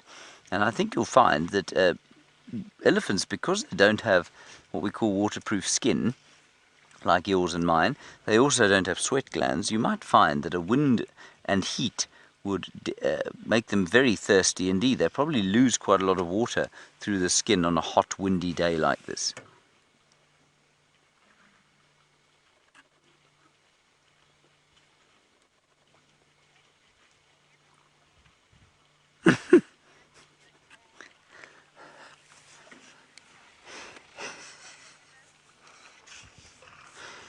Now we have a question from a very emotionally charged Twitter handle. It's a good one. Never forget Cecil. No, indeed. Let's never forget Cecil. I'm assuming you mean the lion. That's not your question. Your question is, can an elephant get a cold? Do they ever get a stopped up trunk? Never forget Cecil. I'm going to say yes, probably. Well, they don't get stopped up. I've definitely seen trunks that are dripping with mucus, and I've definitely seen elephants sneeze, so they probably do get a sort of semi-cold. I don't think any animals out here get quite as sick as we do. I don't think they're prone to nearly as many viruses and things. Remember, they don't move, so they're born into an area, so they have a suite of resistance to the diseases and parasites of an area that many animals not born in the area would have. Now, were you to relocate these elephants, say, to the Luberon Valley in France, just by way of example, were you to do that, I think you'd find that they would start to get sick. In the same way that we as human beings, if you stay in one place and you don't have immigration from other places, you find that the people get pretty used to the diseases and they develop an immunity to them. And you know, the colonization of Africa, for example, is a wonderful example of this, where smallpox and influenza and all sorts of other diseases, which were eminently curable in Europe, wiped out massive numbers of people in Africa. And I think that's why you find people, because of our movements and the fact that we don't live the lives necessarily that we evolved to, we get a lot sicker than wild animals, which tend to live in the areas in which they have developed the resistance to the diseases and parasites.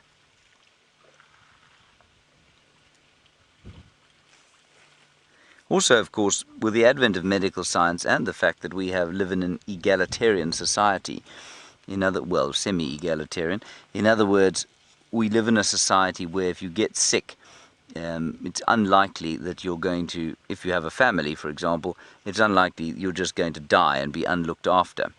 Whereas out here, elephants, I suppose, will look after you for a time, but they can't afford to for the whole time. So if you do get sick as an elephant, well, the herd will stay with you for a while, but eventually it's going to have to move on or it's going to starve. And so you find that animals that are prone to disease get bred out of a population very quickly. Unlike human beings, for example, which are prone to disease, it doesn't really matter. It doesn't affect your ability to have children because we are an egalitarian society and will be looked after. That's very funny, that little one trying to drink. Of course, now the trunk is an utterly useless appendage until the animal is quite a lot older than that little elephant. And so if they want to drink, they've got to plunge their whole faces into the water. Right, well, from the water bath, let's go across to a dust bath with Jamie. The most extraordinary sighting at this time of day, with dust flying everywhere, catching the light as beautifully as it does. And there is nothing that can put one in a good mood in the same way that cute. Oh, you're being bullied, little one. Being surrounded by elephants. Oh, look, it wants to go and give attitude, but it's not quite brave enough, and it's definitely not really big enough. That's adorable. Fine, I'll just go off on my own then. Pushed unceremoniously out of the way. Oh, we've been sitting here. We arrived at just that little bit too late to get ourselves in the best possible position, but nevertheless, We've been treated to an extraordinary sighting. And there's something so prehistoric about watching an enormous herd of elephants walk towards you. I don't quite know how to describe what I mean by that, but there's just something so ancient and wise about them. It's the slow and deliberate way that they walk towards you. And there's easily 50 elephants at this point, probably even more. Oh, wait, Mum. Wait for me. They're all crossing, unfortunately not quite in the direction of quarantine, but it's nevertheless been a marvelous sighting. Hello, big girl. You're straggling.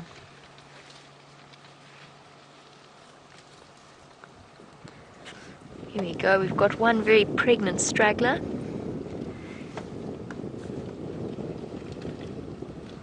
Hello, girl. Definitely bulging at the sides more than she might otherwise. And as she walks behind the rest of the herd, one of the largest and the oldest of the females, Shelley, you were wondering if there's an easy way to determine which female is the matriarch. You can't do it in one sighting, that I will say. It would take observation of the same elephant herd for a couple of days or a couple of weeks before you can get an idea as to which elephant is in charge. Shelley, she almost invariably leads the rest of her herd. Whenever she decides to move, she chooses the direction. But the reason I say that you can't actually do it in one sighting is because sometimes the matriarch actually decides to walk behind the herd and let her sisters or her aunts lead and go in front so that she can stay at the back. And it all depends on where the threat is. So it's not, I wouldn't describe it as easy, but it is very easy to see which of the females hold a high rank and play a vital role in the cohesiveness of an elephant herd as a whole.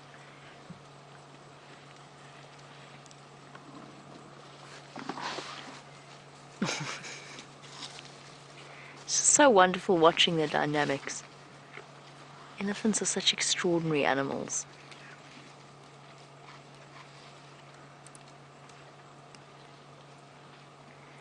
And as the sun slowly starts to set and we watch them in this beautiful evening light, Jenny, you were wondering if they stop for the night and encircle the babies. And the answer is yes, if it's a very windy, very dark night, they may well do that. And they'll often stop to let the babies rest. But generally, elephants are not strictly diurnal. And on full moon nights or when there's lots of ambient light, they'll often wander about and feed and are relatively relaxed. The chances of a baby being picked off by a random predator are relatively slim. It would be a very brave elephant herd, or lion pride indeed, that would think about tackling an elephant calf.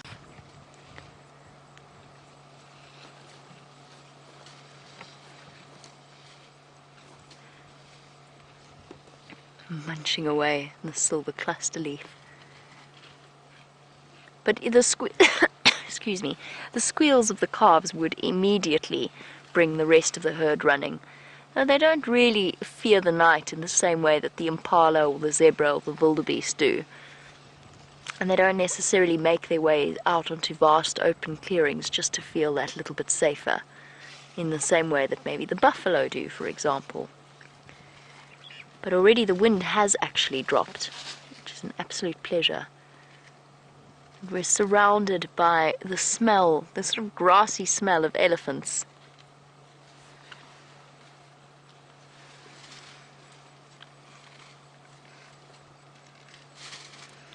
Now, elephants are extraordinary not just because they're intelligent, but also that parts of their brains devoted to proprioception are incredibly well developed. In other words, they're aware of their bodies and the size of their bodies very, very distinctly.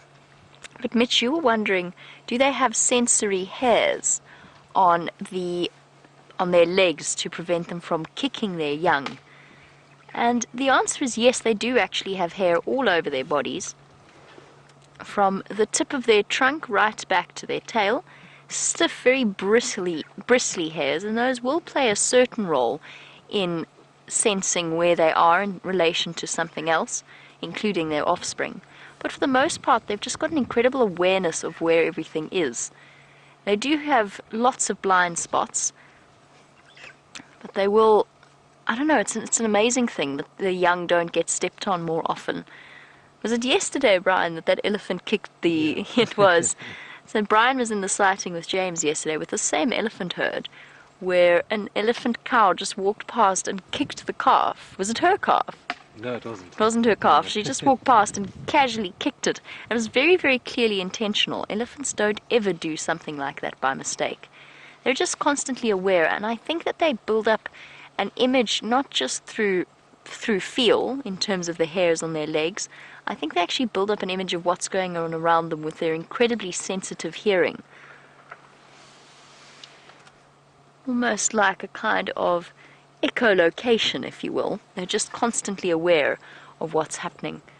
And speaking of being constantly aware of what's happening, a very large tree has just been pushed over, I think. There was some serious cracking coming from the direction of the dam, unless it was some bricks being offloaded or something. I don't know what that sound was. Let's go forward a little bit so we've got another view of this calf. It's all right, girl.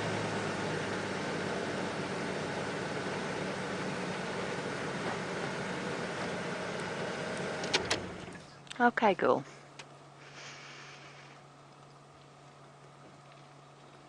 And big girl.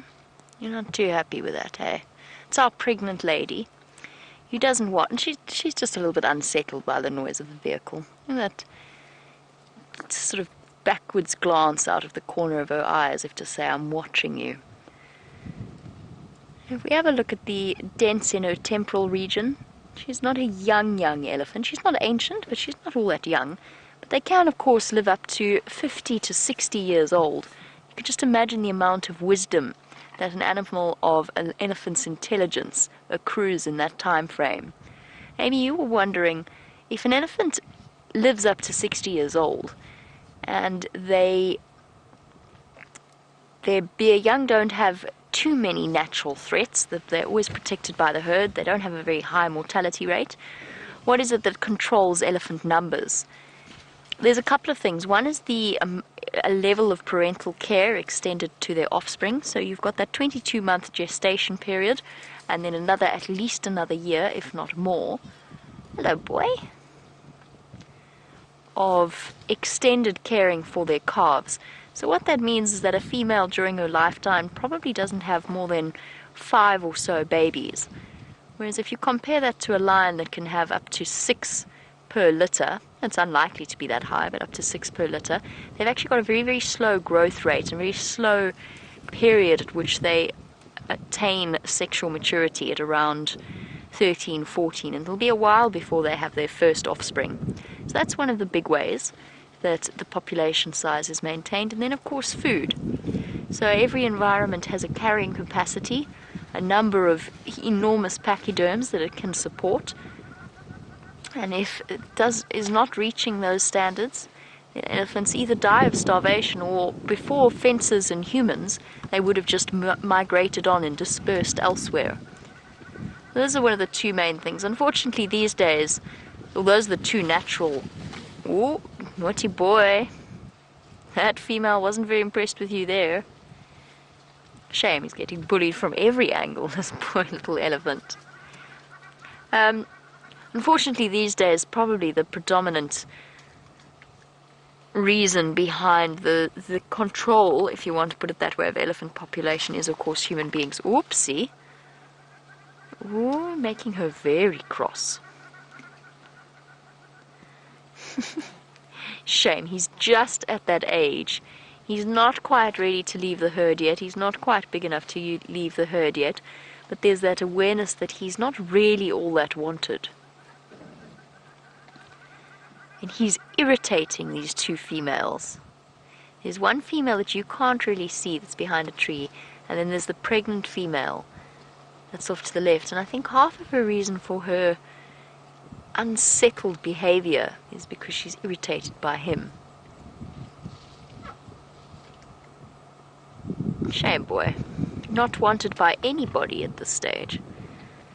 Must be a terribly confusing thing to grow up with a mother's love and affection and the tight bonds and babysitters everywhere you turn in your herd, in that herd structure that you've known your whole life, and then all of a sudden none of the females can stand to be around you, and you get pushed to the outskirts and you get barred from feeding on the tree you want to. It must be terribly confusing for a young elephant.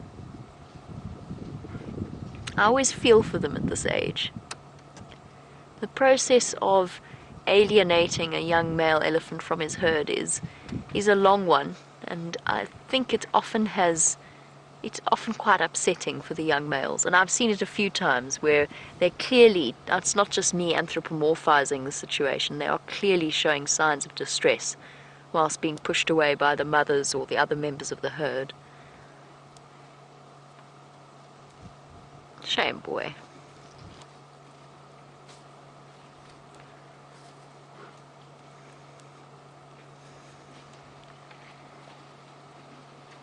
You're going to come and take it out on me now. I'd prefer it if you didn't. Here we go. A bit more at peace. And as the last of our Ellies wander off, we're going to make our way back across to the hyena den. Yes, cheeky. And while we do that, let's find out how James's exploration of Cheetah Plains is going. Whoa! We have just found 2 buffalo, everybody. They're just in front of us. A very strange arrangement. Looks like 1 cow and 1 calf. Now there's another herd of buffalo making its way towards these clearings. Why this lot have been separated from the others, I do not know. We'll just wait here and see, and we're also going to scan the clearings, of course, and see what's coming. Maybe the cheetah are lurking about here in the shade. Doesn't seem to be anyone else here, which is marvellous. Oh, 1 cow and 1 calf. How they've become separated is probably due to some kind of predator activity. And I know that there is a lion kill, I think on Chitwa, where they killed a buffalo. Maybe this is remnants of the herd that was scattered to the wind by the marauding cats.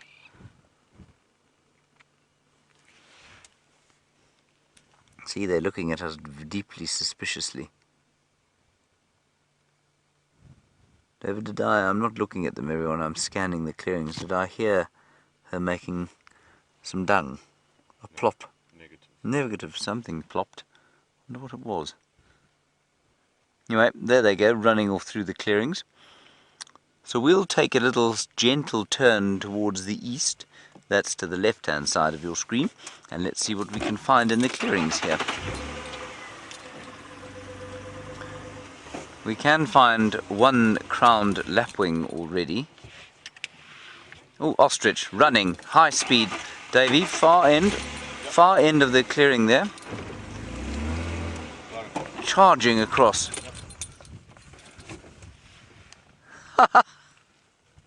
That's a female in front. Is that the male behind? No, there's another one behind them, Davy.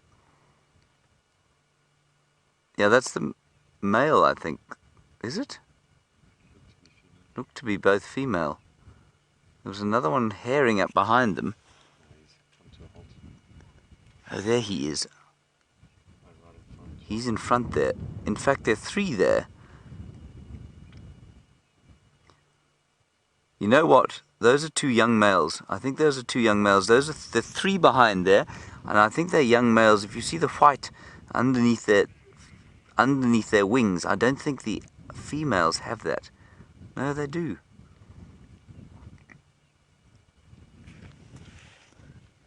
This is brilliant. They're all displaying at each other. Let's go a bit closer, and we'll just keep an eye on what they're doing. But that's, I mean, that's a huge group of ostriches. That's a large wobble, as they say. Oh, I think they were running. I see another vehicle there. Perhaps they were running from them. Unless that vehicle is in some sort of predator sighting that I don't know about. Which is entirely possible, given the state of the radios.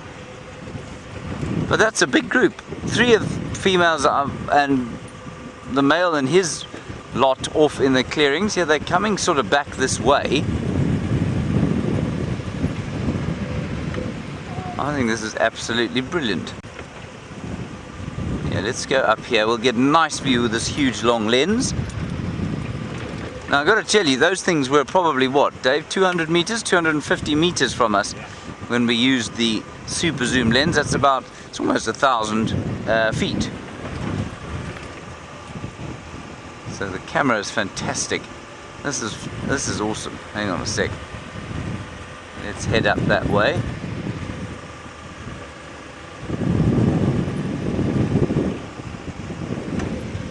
We'll just get an update from this vehicle that we're going past now and see if there isn't some kind of an interesting thing that they're able to tell us.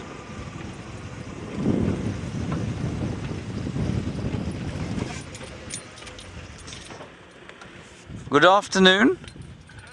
Some substantial birds running across the clearing.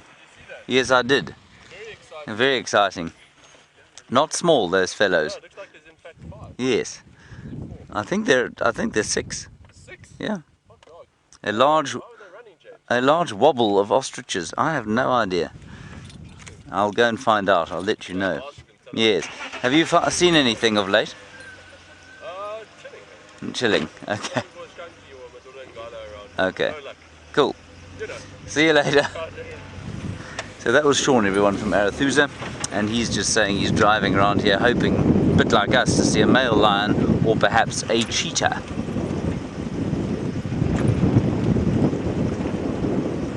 Now, here are our ostriches scattered to the wind.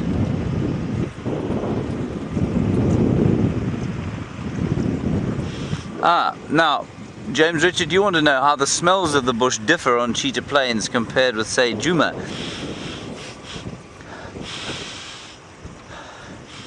Not one bit. They really don't smell, it doesn't smell at all different, James. And that's because, I mean, it's pretty much the same place. I know the clearings are different sort of vegetation, but I suppose there might be, if we're sitting in the clearings here, there might be slightly less of a smell of that drying leaf litter that we get in the woodlands. But it's no different really from the smell that we'd get in a clearing on, say, Djuma or Arethusa. This is fantastic. I don't know why they were running around. So how many have we got there? I think we've got 6.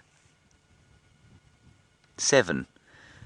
Now, let's see if anyone agrees with me. I'm beginning to think that the 4 on the left hand side, that's our normal wobble of male, and 3 females.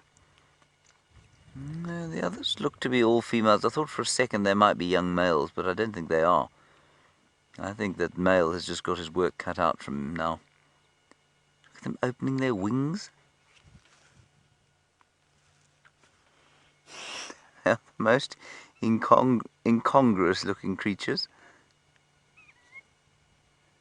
And if you see them displaying at each other, it's the most ridiculous thing in the world. They sort of twist their wings around in like propellers. And clearly there's a level of distress here. Maybe his 3 wives think that he's about to take another 3, which of course he will do, absolutely, if he can.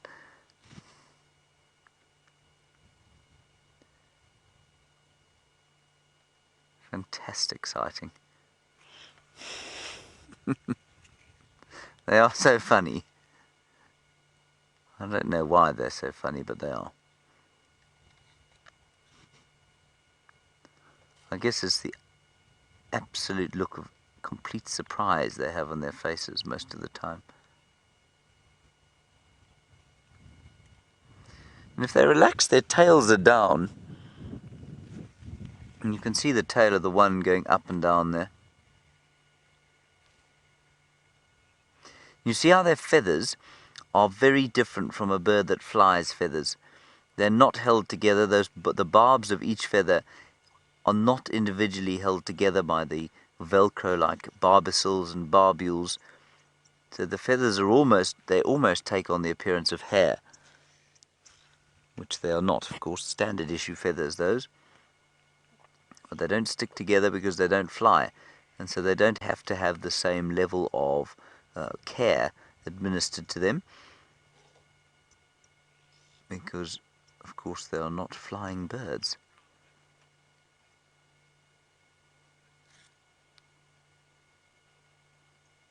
Absolutely amazing.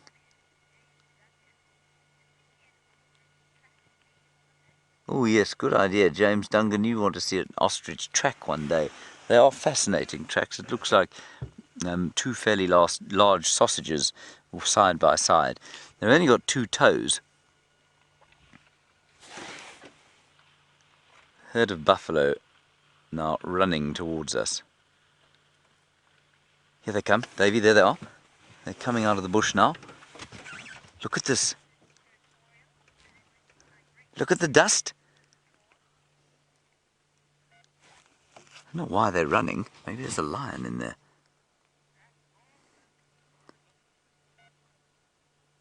Paul, you're interested in whether ostriches are territorial or not. No, they're not. They are, I think, fairly nomadic. Look at the dust there. I don't know. Let's just keep an eye on there, everyone. And I mean, it's quite possible there's a lion in there.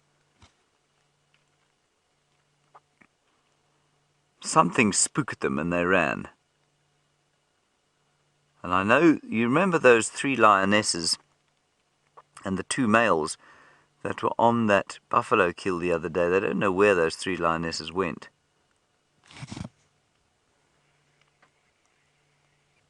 That's fascinating. They're now looking at us.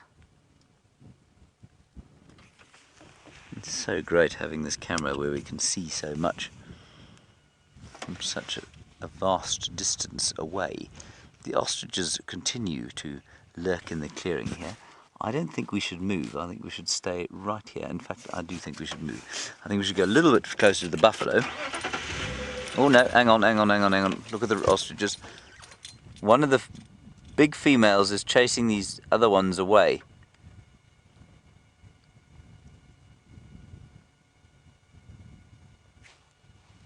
Now, you do not want to get in the way of an angry ostrich. They can be utterly terrifying.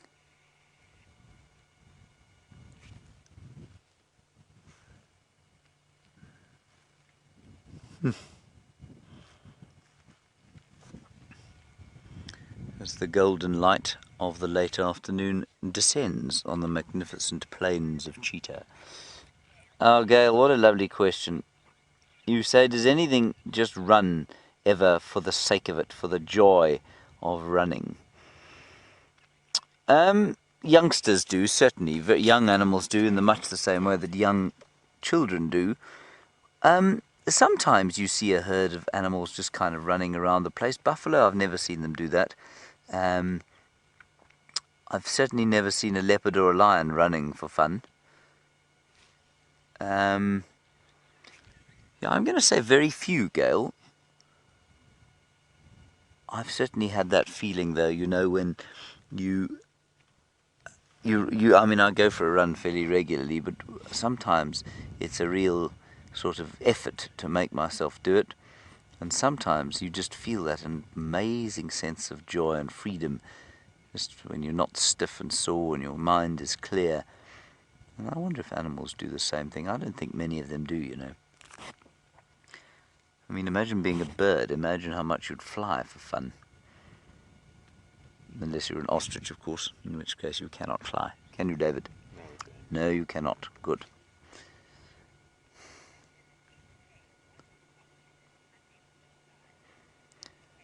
HK, an interesting one from you. What makes ostriches unable to fly? Well, from a purely practical point of view, their mass, they're very heavy, up to 100 kilos for a big male. Secondly, their wings are not designed for flight. You can see they're designed almost exclusively for warmth and for display. So their feathers are not flight feathers. So the flight feathers on a bird are long. Their wings are much longer than an ostrich's wings. and they are designed differently to, like an aerofoil. They don't allow air through them, whereas it would be totally impossible for an ostrich to do that. Ooh, Sean has spotted a Temminck's corsa, which is a very interesting bird that some of you will not have. Where is it, Seamus? Can you see it? Sean, there it is. There it is running there, and you've seen one with Steph. There are two back there. Sorry, I don't want to reverse. You see them there, Dave? Sorry, but I don't want to reverse and chase them off. That's fantastic. Wow, that's great. Look at that. Beautiful birds. Oh, that's great. Well done, Sean. How cool is that, everyone? The Temminck's corsa. Temminck, some naturalist after whom these birds were named. That is fantastic.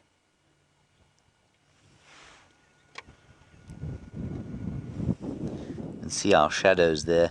The shadows are getting long as the day progresses. Now these buffalo have formed up in a phalanx in front of us, and it's a sort of defensive phalanx, if you like. I don't know what's caused their consternation or what's chased them out of the woodland there. Maybe a lion. They ain't coming any closer to us. That said, they don't seem to be particularly panicked anymore, and there were certainly no distress calls.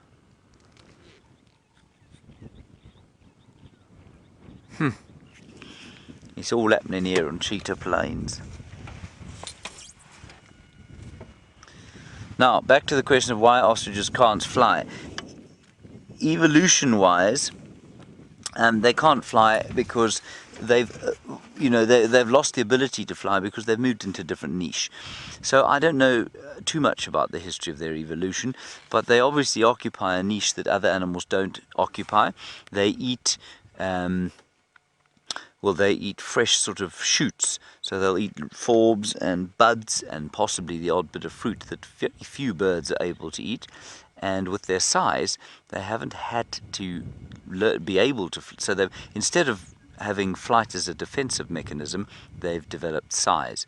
And so I think that's why they don't fly. Let's go back across to Jamie. She is back with the hyenas.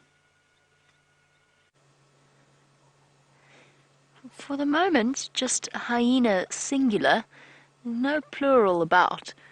It's just Gwen, still sitting at the entrance to the den. I must say the Mvubu Road den definitely had an advantage over the Gallagher shortcut den in that it had a far more comfortable spot for the mothers to lie in. And she seems to have found herself the most uncomfortable looking position. Yes, girl, I'm talking about the way that you're lying. Now, you can't really, I don't think you can really gauge it from through the camera, but that wall is probably about 60 degrees, that angle. I mean, I've walked along there. It's really uncomfortable. And she's dangling her head right down over the edge, proving that hyena, just like leopard, can make any position look relatively comfortable, no matter how uncomfortable we would find it if we were in their place. We're just going to sit here nice and quietly and wait to see if the cubs come out. We've spoken about the curious nature of Gwen's lineage, something that I didn't know about, and the fact that she is still, however, a lower ranking hyena than the other three that we've watched over the last few months at the den. We have a question about whether or not a hyena can actually rise several ranks up or down. And the answer is absolutely yes, they can. And in fact, there's sometimes, apparently, there are what's known as coups in a hyena clan, where one line of females actually rise up and take over dominance and push the sort of the higher ranking females down to a lower rank. It's more complex than that, Donna, and I know I haven't fully explained exactly how it works, and that's because I don't think we know exactly how it works. Spoke about the fact that the different animals have different characters. Some have more dominance behavior than others. And that might play a role as well, because you might get a sub-ranking female, so a low-ranking female that's born with plenty of testosterone, grows up to be exceptionally large, although the cub survival rate of lower-ranking females is lower than that of the matriarch, and they actually don't have as much access to food in the same way the matriarch or the higher-ranking females do. But that being said, there's always the possibility. Oh, such a happy stretch. There's always the possibility of a character being born in that's actually capable of fighting for her place in a clan. Now, I think at this stage, the fact that we've come here and the den is still so incredibly quiet apart from Gwen suggests to me that the rest of the hyena clan have moved off.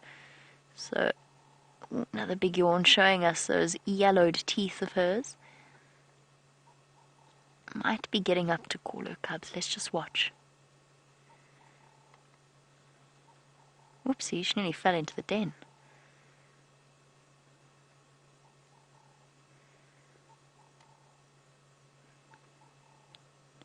I'm going to be quiet so you can hear this.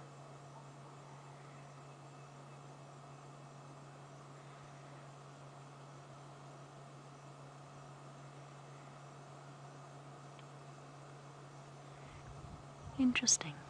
She's not calling. Or if she is, it's too soft for me to hear.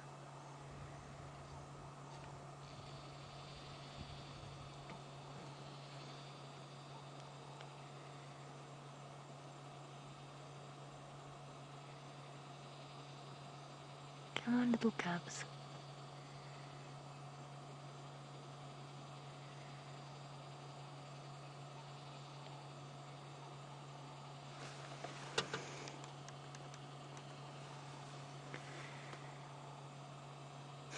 Waiting with bated breath. I don't want to speak too much in case we can hear her calling. I can't yet.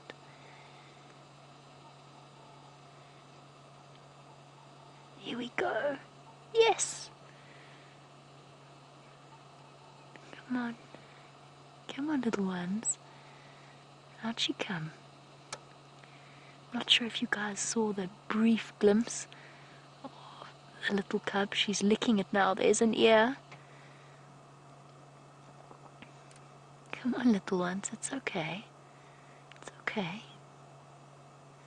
Mama's giving them a very thorough bath.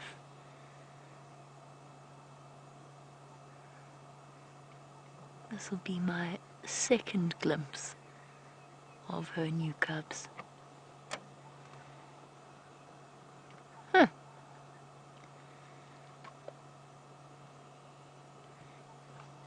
Big shake. There we go, there we go. Hello, little one. Yes, we saw you. It's okay. It's okay.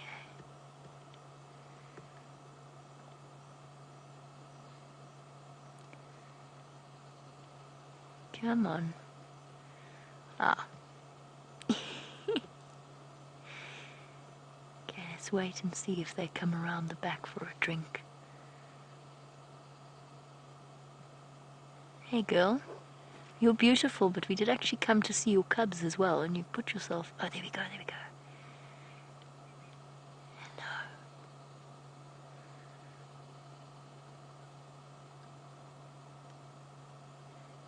Oh my word, they've grown so much. Just hear them squealing. Hello. Ah. Oh, I knew that there were two, but this is the first time I've seen them both together.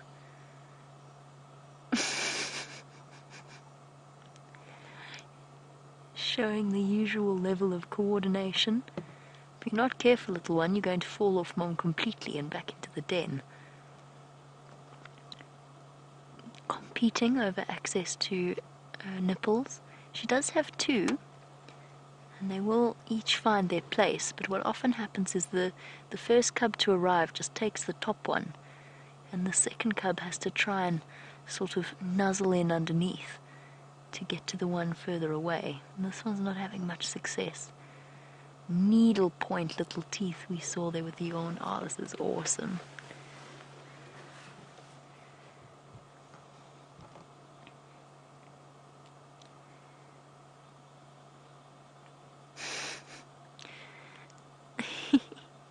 Mom, I can't get in here, so I'm just going to stand on you. Starting to squeal, to beg.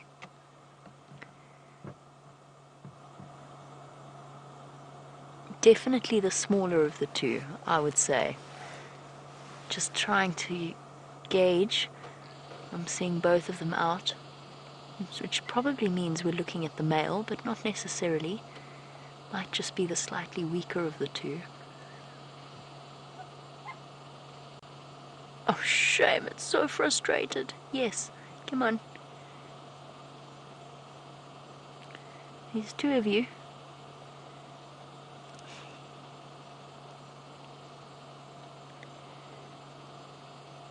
How awesome is this? Oof. I feel for her with those sharp little cub teeth. Cannot be comfortable, and they're not exactly gentle on her.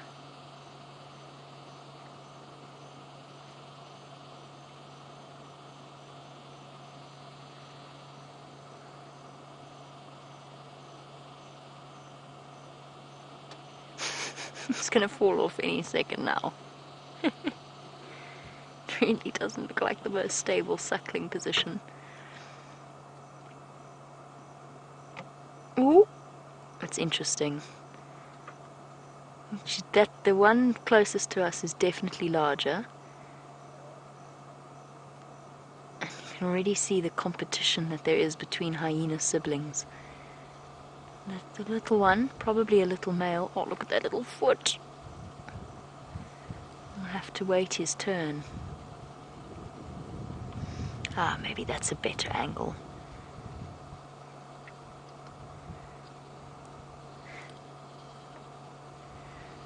And she just looks the picture of contentment. Ooh. I think this might be the most we've seen them fight over access to milk at this age. It certainly is for me, in terms of watching the hyena clan at Djuma. I wonder if we don't have two same-sex individuals.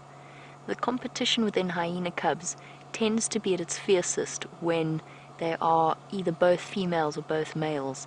And that's because in a male-female divide, the male automatically takes a subservient role.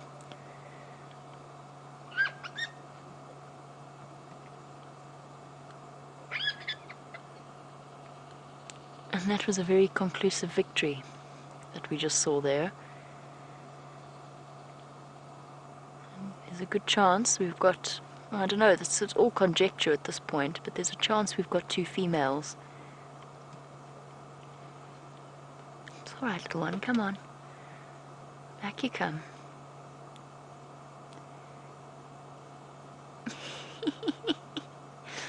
While these two battle it out, apparently James has got an extraordinary view on cheetah plains.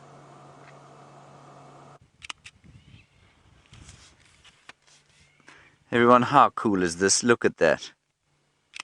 Buffalo and ostrich in one shot. The buffalo deeply confused by these enormous birds. They have experience only of oxpeckers. They can't believe that there are birds this big. They're terrified that they're about to come and try and pick the ticks from them. That, of course, is absolute nonsense. But it is a wonderful, wonderful sight here. Now, I'm telling you, those three are juveniles, and every time they get close enough, one of the big females starts to demonstrate, and they get a little bit scared and they move away. There, that one. Every time that one looks like she might, she seems to be wanting to try and sort of have at the youngsters.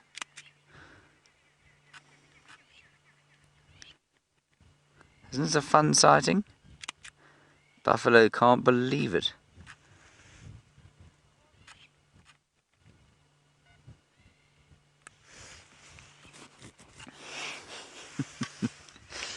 think the buffalo are also slightly scandalized by our presence here. They don't really know what we are doing either.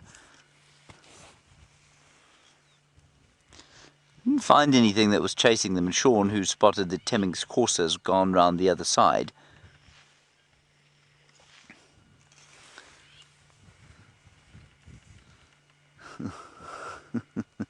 And now the buffalo are starting to move. David, you want the sun now?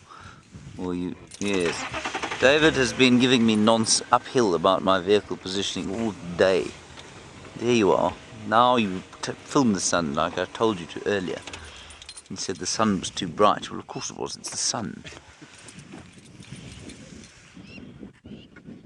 Wonderful sight. Very nice, David. Kirsten thinks that's wonderful. Wait till you see my photograph.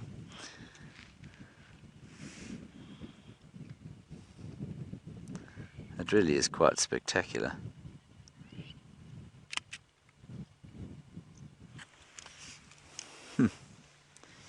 Gee whiz. This place has delivered to us the last few afternoons, I must say. Yeah, I think those are 3 juveniles, and they're probably being tossed out of the little wobble. In case you're wondering why I'm saying wobble the whole time, apparently that is what a group of ostriches is called. I think it's absolute nonsense. I just called it a flock, but it's quite fun to say the word wobble. And apparently a pride as well. Well, I don't know. I'm not a huge fan of these collective nouns, especially as they're largely not biological terms. Let's go and have another look at these beefies. And while we look at the beefies, apparently they're not nearly as entertaining as the wonderful hyena cubs you're having a look at.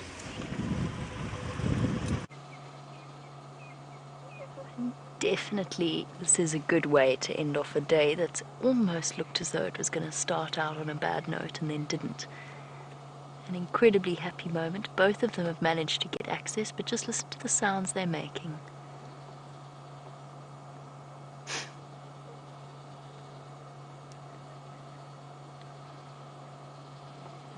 Just the softest of squeaks. Little contented groaning sounds every now and again, but mostly niggling at each other.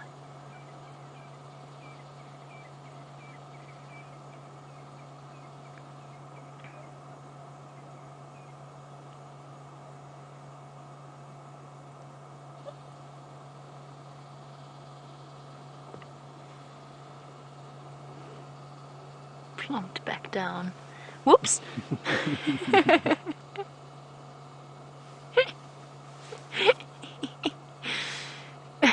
I'm back. I'm fine. Didn't hurt at all, I swear. Yo, is a very, very clear display of dominance from this little one, with the bald patch on her back. Let's just watch how this plays out. It's really fascinating.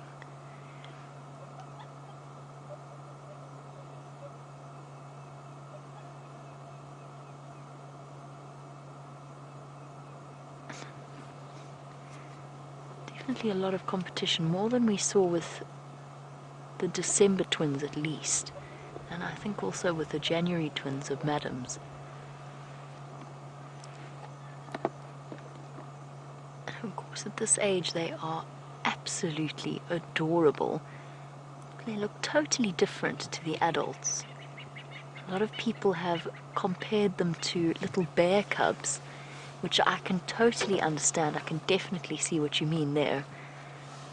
But they will start getting their spots, and Laurie, you were wondering when they get their spots. The answer is in around the sort of 2nd or 3rd month that we start to see the spots coming through. So these cubs are probably older than we think they are. When did we found that den just before the Father's Day specials, so around the 10th of June, where we had the first, or not quite, but maybe that was around where we had the first viewing of them. They were probably a couple of weeks old at that point, although that's a matter for some debate. Brent felt as though they were about 10 days old or so. Either way, these cubs are at least a month and a half. So by the time they're about 2.5 months old, you'll start to see the spots coming through. The interesting thing about hyena cub skirmishes, as we're seeing now, is that mom doesn't intervene in any way. It's up to her babies to sort themselves out.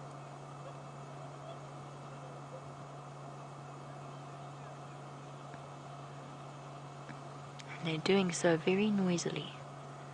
This is awesome. This must be one of the best sightings we've had of these little cubs so far. And the wonderful thing about it is that it just gets better from here, because they get more and more secure, and they get braver and braver and more curious, and they start to investigate the surroundings of their den. And that to me is one of the most incredible times to get to know a little hyena cub.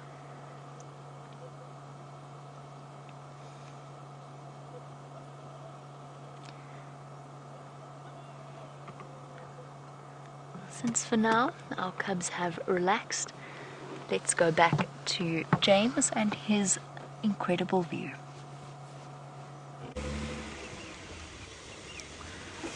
Well, we do have an incredible view, everybody, but the beefies have just gone all the way past us. Here they are. They've created a line. I think they're going off towards sort of Mala Mala and the Kruger Park. But there they are. The wind has just come up a little bit as the sun's gone down, and it's coming, like I say, from the east, which is a very unusual wind for us to be having. So tomorrow's weather is going to be fascinating to behold. I'm so glad you've had some time with those cubs. Really good stuff to have more hyena cubs, and I hope she doesn't take them off to the central den, wherever that may be, probably on Simbambili. I hope she doesn't take them off too soon.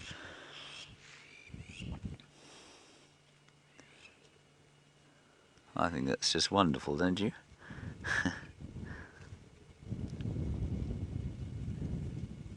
Very cool.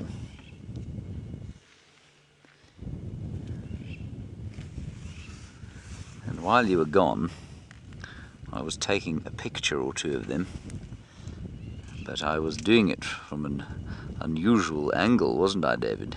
Yes, I was. I was doing it from underneath the car. And I've taken a rank average photograph, which I will show you. But just understand, everybody, that in showing you, I am exposing it to David, of course, and David is going to take it to pieces. There it is. I was lying underneath the car when I took that. It was such fun, and the buffalo didn't even notice. The angle is, I suppose, quite interesting. And that's all we're going to say about that. David will tell me privately how awful it is.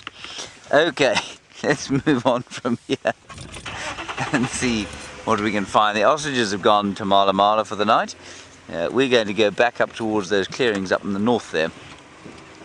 The beefies are heading into the woodland of the safety of the Kruger National Park. I don't know why it's no safer than it is here for them. Do wonder what chased them out of the bushes there. I see some elephants herring across the plains there. I'll just stop so you can see them. I think they're probably going to have some water at the dam. Can you see them, Dave? There they go. Isn't that a nice sight? That's the kind of sight, everybody, where you take a deep breath in. You smell the ossimum or the wild aniseed in your nostrils. And you take in the breeze coming from the east. Slightly, I suppose it must be said, tainted with the sea, to be honest, but very, very, very slightly. And then you watch elephants walking to have their evening drink. And suddenly you feel all is right with the world. And as it is right with the world here, so it is at the hyena den on Gallagher Shortcut.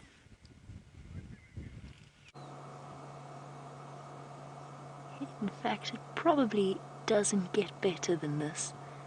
In watching two relatively new arrivals to the hyena clan find their place in the world.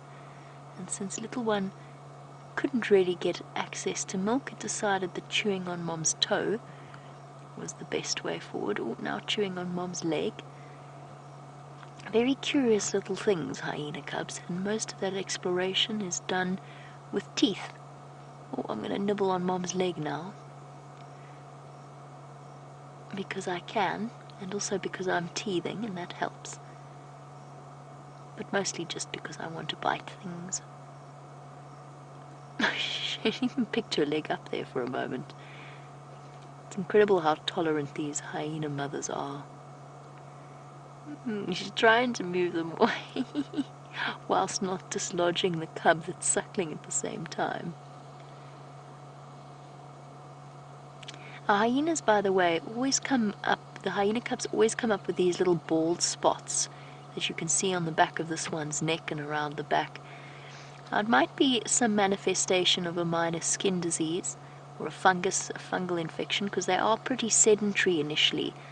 And in a den type environment, you can imagine that breeds, oh no, breeds problems. But it could also be scars from where they've been fighting each other. Those teeth are ready to go from very early on.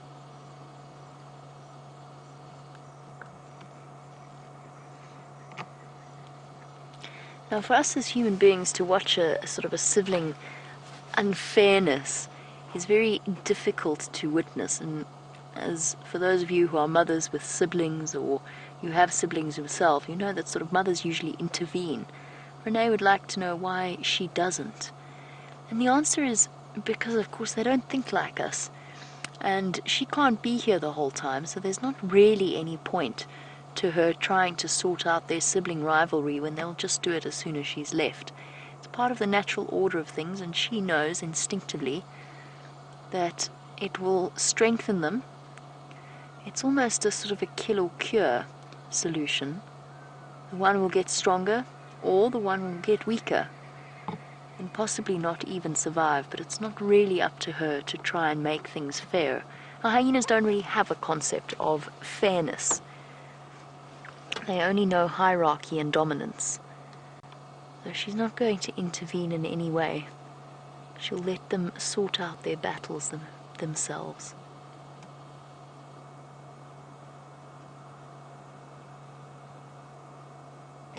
Come on, little ones. One last glimpse before we run out of light.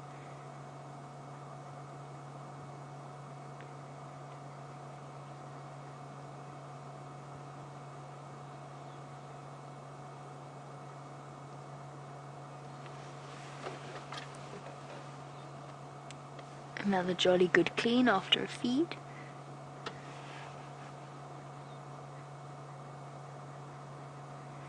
Now, what's interesting about this is the same thing that Ellen Fowler has picked up, and welcome, Ellen, as always. You're interested in the fact that she has this place all to herself, and could it be the possible relationship to Madam? Ellen, it's a really good point. It's one I've been pondering myself. I'm trying to decide if she decided to do this. In other words, when the rest of the clan moved off, did she decide to choose a different den site to them? Or is there another reason behind it? I don't think it's a rank thing. I don't think she pulled rank and sort of got rid of the other hyenas, although her relationship to Madam is really fascinating. I think it's more that she's actually deliberately moved away from the rest of the clan to this den site, and I think she's done that because she's a low-ranking female, and also because of the age difference between her babies and, for example, the January twins right up until December and November, which would be, you know how there's all kinds of rough housing, the way that hyena plays, or the ways that hyena plays. No, start that whole sentence again. I couldn't get those words out. My brain's still on holiday. Hyena cubs play very roughly with each other. There we go. And there's always the possibility of her cub being injured by another one. And I've seen it happen. And the difficulty is because she's low ranking, she can't intervene. So I've seen situations before where the cubs of a higher ranking female have dragged younger cubs around by their ears, with the younger cubs squealing, and the poor anxious mom attempting to protect them, only to be put in her place by the higher-ranking mother. So I think she knows that, and I think she's trying to keep them out of harm's way as much as possible. Hello? Oh, you've got such naughty faces at this age.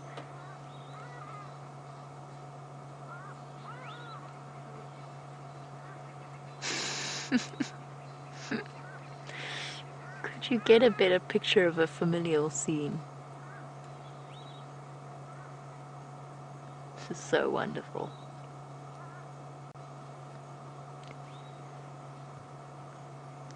In a few short moments we are going to have to be saying goodbye to our little hyena cubs. Oh, just as I say that, one of them decides to pop out and start exploring. Hello, there's a very big world. Oopsie.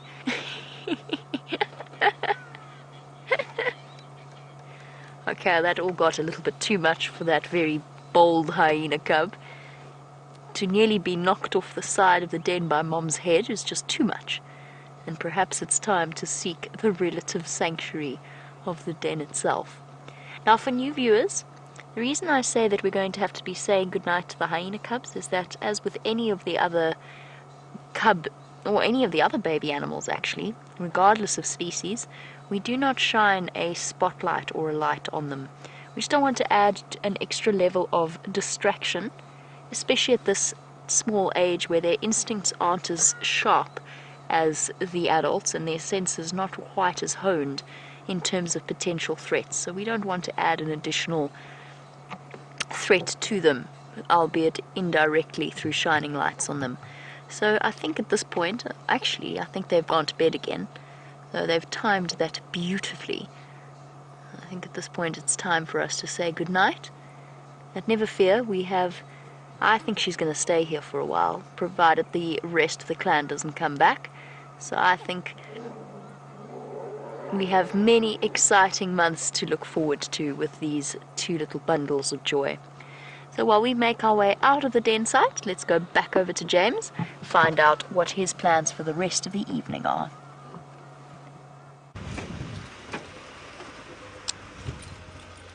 I'm not sure I want to share my plans for the rest of the evening with you all. You might be scandalized. For the rest of the drive, however, I will be here.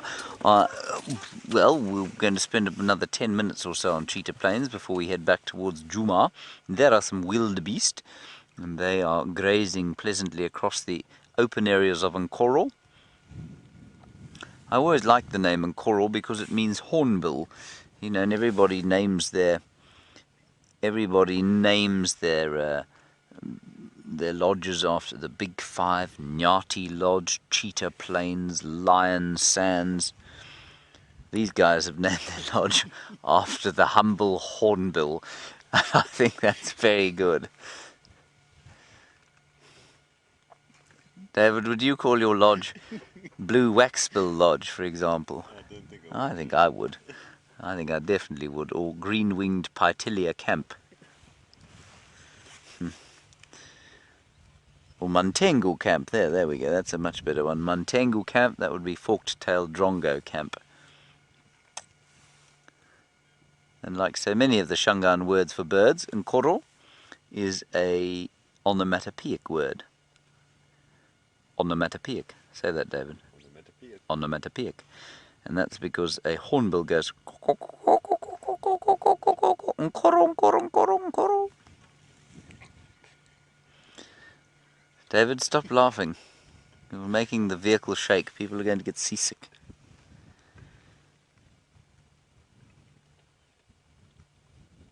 And just to give you an idea, that picture that you're looking at, and I know I say this a lot, but is much brighter than the one we're looking at with our naked eye. We are boosting the light signal slightly, and that's so that we don't have to shine a light on those wildebeest. I think they'll probably spend most of the evening out here. There's a little bit of grass left, and these are sodic clearing, so there's quite a lot of sodium in the soil. That makes the grasses quite nutritious. In fact, the soil is quite toxic to many plants, But of course, once it's been filtered through their root systems and their leaves, very nutritious for the grazers that want to come through here and eat them.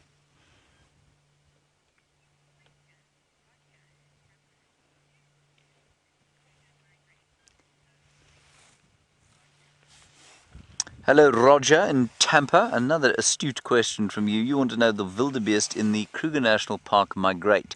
Roger, they don't, and they used to. And the reason they don't anymore is simply, very simply, because of artificial water provision. So in the Sabi Sands, they never have to move far for water.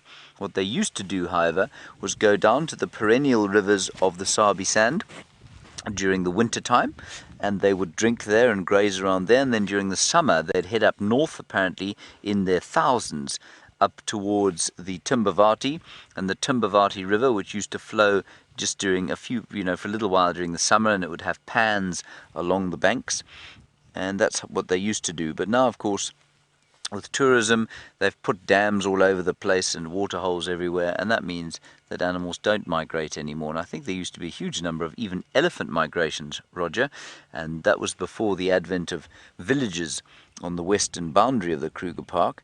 The elephants used to go off towards the mountains to spend much of the winter, and I think you'll find that before there were too many people in here, which was not too long ago, probably about 200 years ago, you'd find that there were large migrations of animals east-west to the mountains up into the Highveld, which is the highlands for the winter time, and then back down here for the summer when the rains came.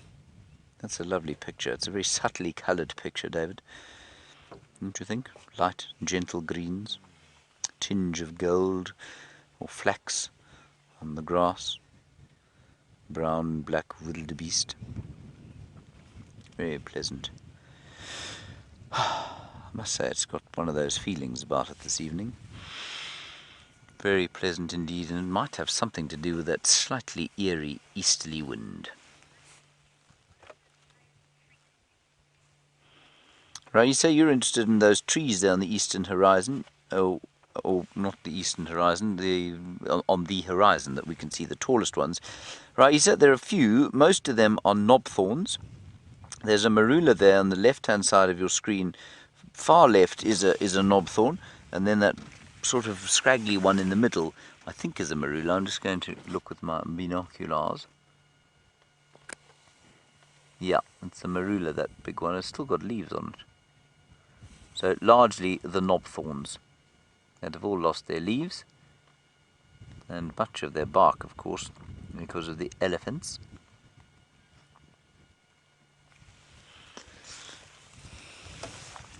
Very pleasant little sighting. All right, David, I think we should press on from here, see if we can't find a leopard on our way out of Cheetah Plains. Hope you enjoyed those cubs. I must say I'm quite jealous. Only quite jealous, because one mustn't be jealous when one has had the incredible luck we did with Karula yesterday and the day before that.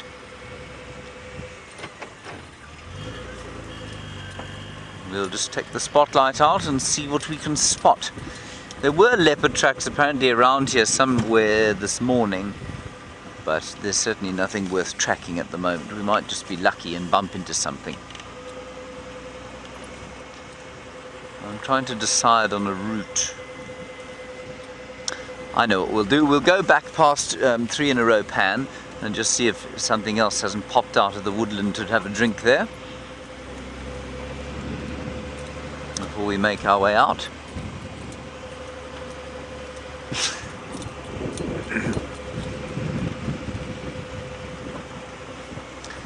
Another lovely question from Howard the Duck. Hello, Howard the Duck. You say, do I think that it's likely that we'll find new animals in this area? Howard, in terms of, you don't mind if I call you Howard, do you? As opposed to Mr. Duck, Sir Duck. Howard, I think the chances of finding new mammals here are almost none. It's possible that a new, say, rodent or bat species could be discovered here, but in terms of mammals, no, I don't think so. At least large mammals, definitely not. But in terms of invertebrates, now remember that's also animals, invertebrates being insects and arachnids and mollusks and crustaceans and all those sorts of things, well then yes, I think it would be possible that there are plenty of species out here that have not been discovered yet or not been described, many of which have probably been described by local people, but that science has yet to find and discover. And indeed many of those will go extinct before they're ever described, which in some senses is quite nice, as long as their extinction isn't caused by human beings. It's quite nice to think of things coming into being almost and then disappearing from the earth without us ever having known about it. I think there's something quite nice about that. But Howard, no. Birds and mammals, probably not, that we'll find another one out here that we haven't seen yet. They do find mammals sort of every few years around the world that no one's ever described before. Normally it's something that you wouldn't really want to cuddle, like a sort of subterranean mole rat with enormous teeth, an extremely wrinkly body, or the odd bird. They do sometimes find birds every so often, especially in the rainforests. And if you were to go up to the Congo Basin, for example, the Central African rainforests, where there are so few people and so few researchers have managed to get in there because the people there tend to like to kill each other all the time, you find that you probably could find the odd species that hasn't been described yet.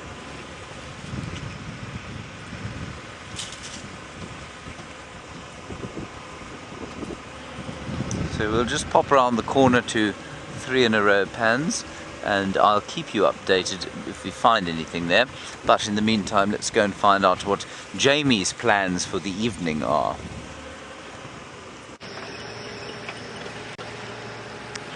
I'm not entirely sure. I feel like sharing my plans for the evening.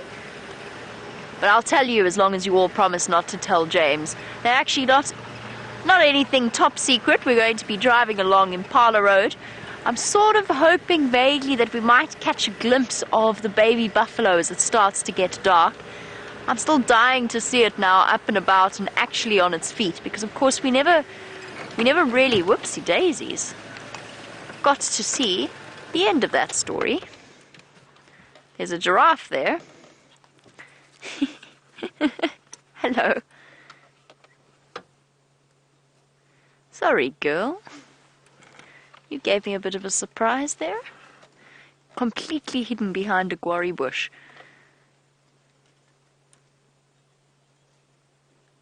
I think this might actually be the two females that we saw many weeks ago playing with each other and racing across the open clearings. And there's something just so spectacularly picturesque about a giraffe at sunset.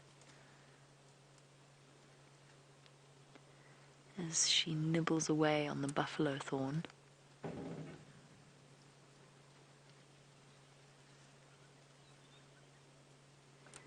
And the longer you look at them, the stranger they become.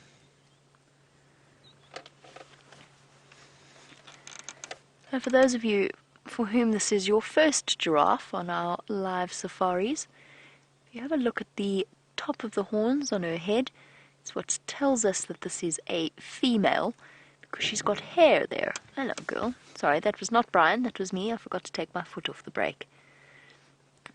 Look at the incredibly long eyelashes, and she's also giving us the odd view of that incredibly dexterous and nimble tongue as she plucks away delicately at the buffalo thorn leaves.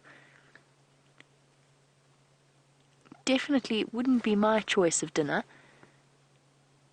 But for a giraffe, those thorns, however sharp they may be, pose absolutely no threat whatsoever. But yes, we were talking about her horns. The ossicones, as they're officially termed, they're not horns. They don't grow like antelope horns. But the ossicones in males are much, much thicker and rubbed bald from repeated fighting with each other. So that's one of the easiest ways to tell the difference between a male and a female giraffe.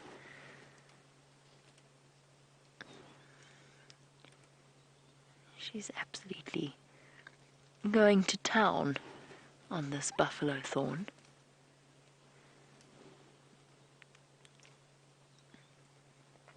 that make for an extraordinary picture? I was telling you a bit about the sighting that we had 3 weeks ago, couple more weeks ago. I watched the young male that was with these females chase them around the clearing, and then they started chasing each other, and then they all went and sort of crowded around one spot where they were going right down as only giraffe can, by spreading their front legs wide apart and bending right down to sniff whatever was on the ground. And I checked afterwards, I couldn't find a single thing there, and it remains a mystery to this day what put them in such a jolly mood. They were playing with each other. There was no aggression. It was just playful.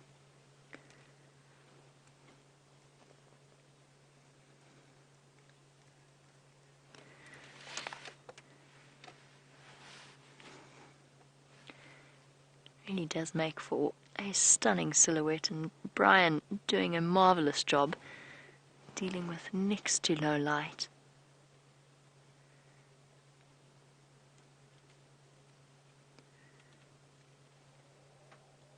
In the distance I can just hear elephants trumpeting everywhere. They've had a very upset day, the elephants of Djuma and the surrounding areas. They've been very, very vocal. And it can't even be to do with the wind at the moment, because the wind has almost completely died down.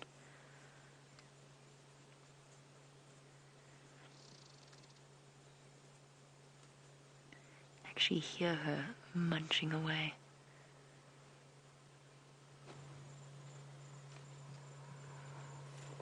A beautiful silhouette.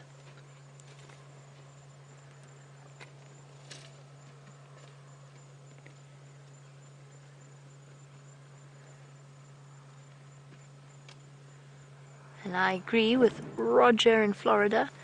He says, what a great way to end off an evening. And with some giraffe.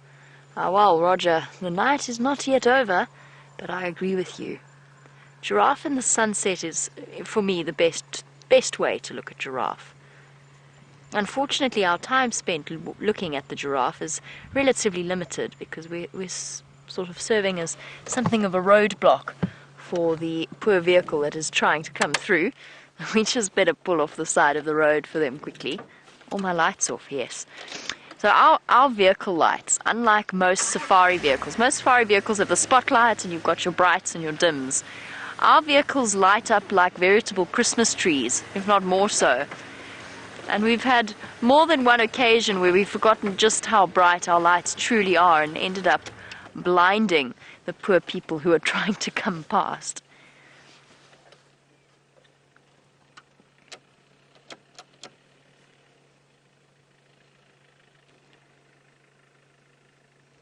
Isn't that an extraordinary view? What is that?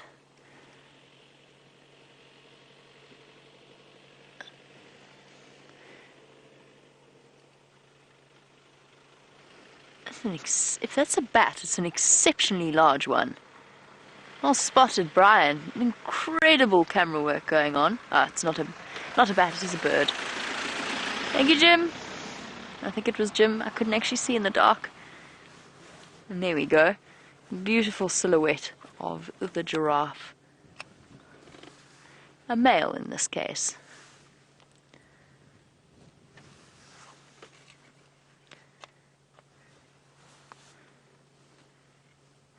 Now, Wayne, in Missouri, while we watched them feeding in the sunset in the dusky light, you were wondering if herbivores feed at night. Yes, absolutely they do. Particularly bright full moon nights. They'll alternate between dozing and nibbling away. They don't really have a set bedtime in the same way human beings do, or at least most human beings do. They'll feed throughout the night, and giraffe ultimately will only nap for very, very brief periods of time. They might lie down, particularly on dark nights when they don't really want to run the risk of moving about. They might lie down and settle there and ruminate for a while, but they will feed throughout the night, and all of the herbivores will. They prefer it to do it during full moon nights when there's lots of ambient light around, and usually when it's quite still. It's all a matter of balancing The need for food over the need for survival. Of course, the night is the time of the big cat predators, the lions and the leopards, as well as the hyena. So it must be a little bit scary when darkness falls out here. Not for this giraffe, though. He is perfectly content and looking quite magnificent with his sort of cherry pink background.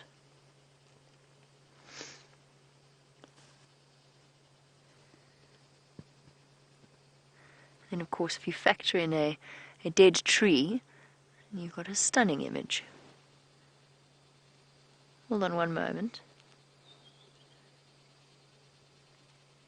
There was one alarm calling impala, but I think it was a false alarm.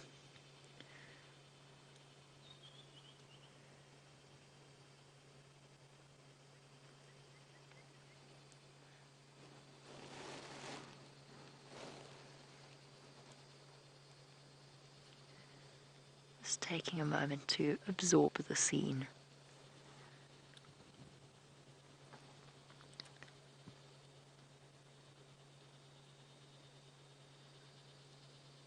Okay. Well, the night is drawing on. It's time for us to look for other things to show you before the end of the sunset safari. Let's not delay too much longer. Let's head off. Oops. I think I nearly unplugged myself there. Let's try and pop back onto the road. Hello, boy. I'm just going to keep my lights off for now as we go past.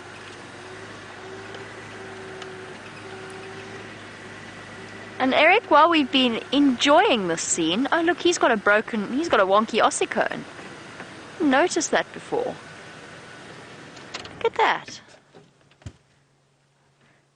Apparently he is familiar to you guys. I'm not sure if that injury is fresh or if it is old. It does often happen with males.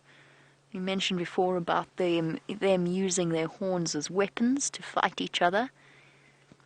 And I would say almost inevitably that's how he broke that ossicone off. And because it is solid bone, that's going to be a permanent disfiguration. That will always be that way.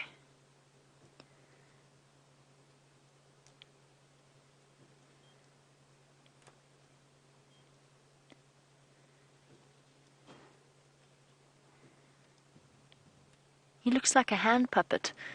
I don't know why that thought just struck me. But that's exactly what he looked like. You've ruined giraffe silhouettes. I know I have. I'm so sorry. I don't know why. The way he was moving, it was perfect. Sorry, everybody. I hope I haven't ruined giraffe silhouettes for everybody out there, because I might have ruined it for myself. Oh no, he really does. I can't unsee it. I can't not see it anymore. Oh, how utterly ridiculous. It's the first time I've ever noticed that.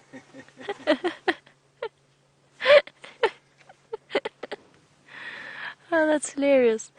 Okay.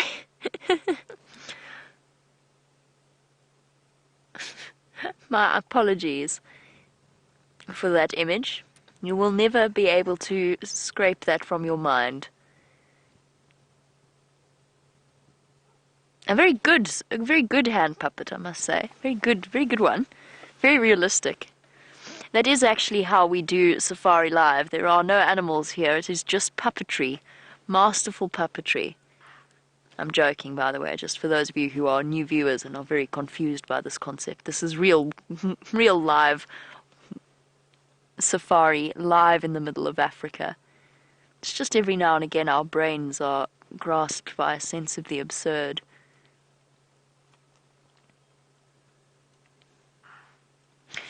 There's more impala alarm calling now. Let's just have one brief look at where they're looking. What's up, guys? Still Not frantic enough to be a leopard or a lion close by. Getting there though.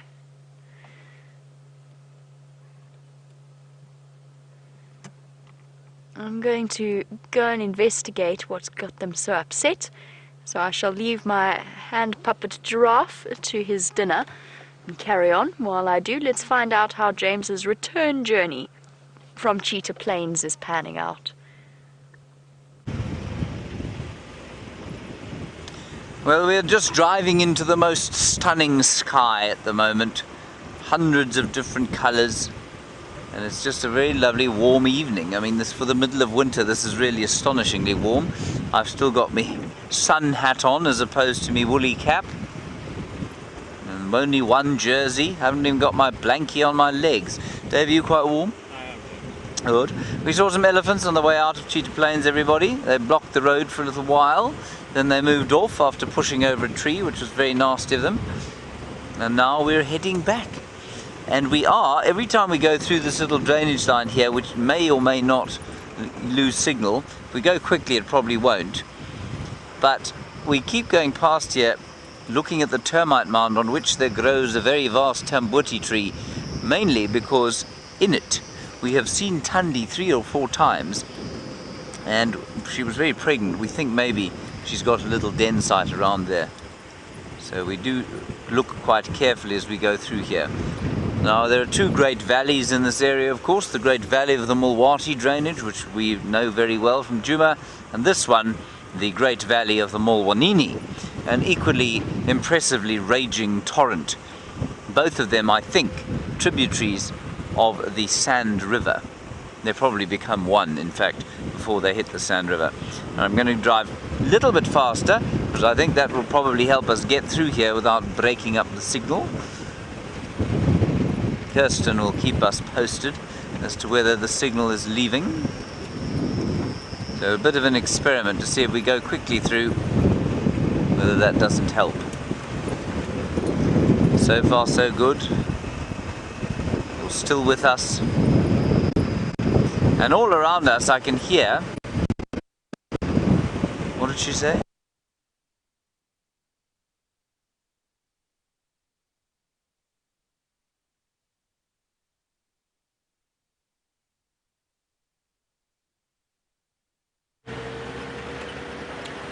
Whoopsie daisy, and it seems as though on his return to Cheetah Plains, or from Cheetah Plains, James has lost his signal very briefly. Oh, we're continuing on into the night now that our silhouettes are over and most of the background light has disappeared. And we're going off in search of some of the more secretive and nocturnal creatures. Just by the way, I followed up with those alarm calling impala.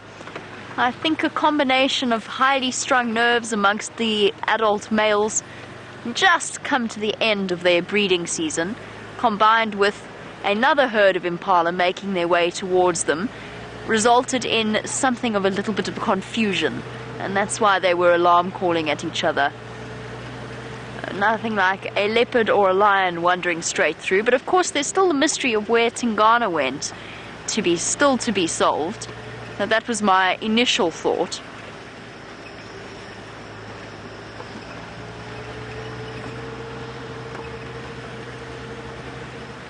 And off we go, using the spotlight to illuminate any reflective eyes that might be staring back at us. I'm still trying to crack the Djuma nighttime drive. I'm trying to work out where the best place is to go searching for some of our more mysterious animals. I've been trying to do that based on tracks and to figure out exactly where they've been walking or what they've been up to.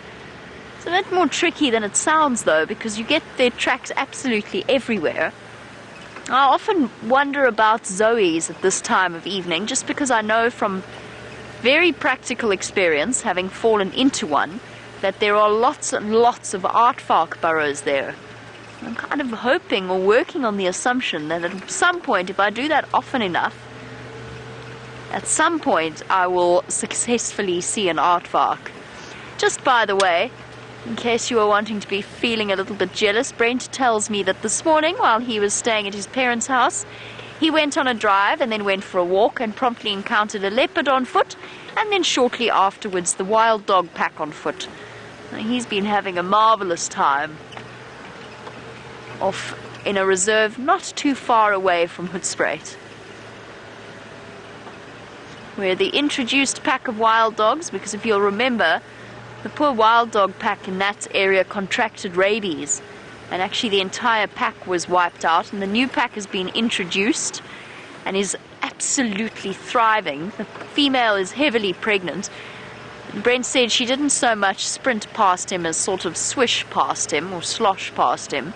So she's going to be denning any moment now and hopefully replenishing the population of wild dogs that had disappeared.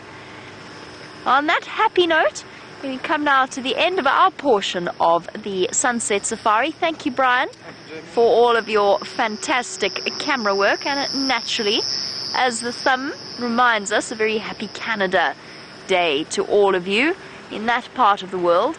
Thank you to our lovely ladies in Final Control, and most importantly, thank you to all of you watching across the world, sending us through the info, the questions, and just generally enjoying each other's company. Have a fantastic day. We'll catch you tomorrow. Bye-bye, everyone. We have just turned back onto Djuma, everybody. And yes, not much has happened since we last saw you, except we did go through the two great valleys where David and I behaved like small children, and we made loud whooping sounds as we went down and up the other side. Didn't we, David? Yes. It was great fun. Quite glad there wasn't an animal in the bottom of the drainage line. There is the duiker, but unfortunately we cannot look at the duiker at night. Margaret, I will do my level best to find your bush baby. I did see one at Cheetah Plains, then I couldn't find it again. I just saw its eyes flashing in the bushes, but then it disappeared. Maybe we'll be lucky. We've really had excellent bush baby sightings of late.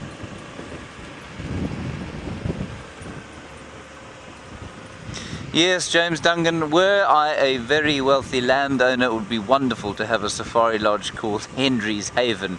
I think my father would thoroughly improve, and I think he would approve, not improve, and I think he'd spend most of his life there, actually. I think that's a great idea, James Dungan. Any idea where I can get hold of such a place?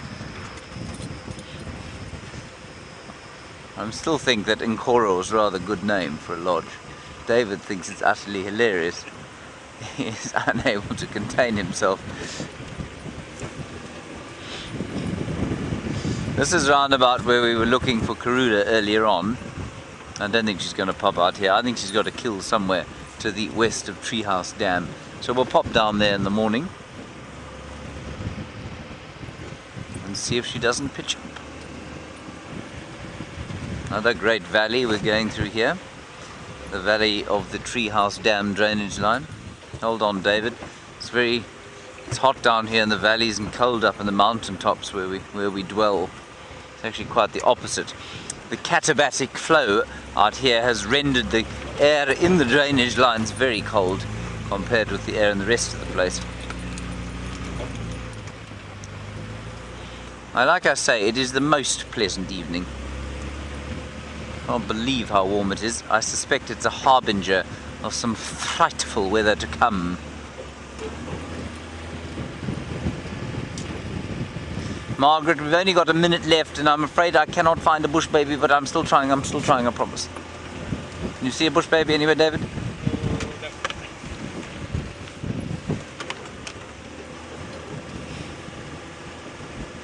No, no bush babies, Margaret. Sorry about that. There's a moth though. Right, that's going to be it from us, Margaret, and everybody else. Thank you very much for watching us today. A big thanks to Kirsten Max Smith in the final control with, I think Chelsea Byrne was helping her out today. Thanks for both of you. And a big thanks to all of you for your questions and comments. It's so nice to chat to you, especially on these drives. We don't necessarily have leopard cubs, but we have lots of interesting little things. Thank you, David, whoever's today. And a big thank you to Jamie Patterson back in the saddle, being filmed, I think, by Brian. We'll see you tomorrow at 06:30. Bye-bye.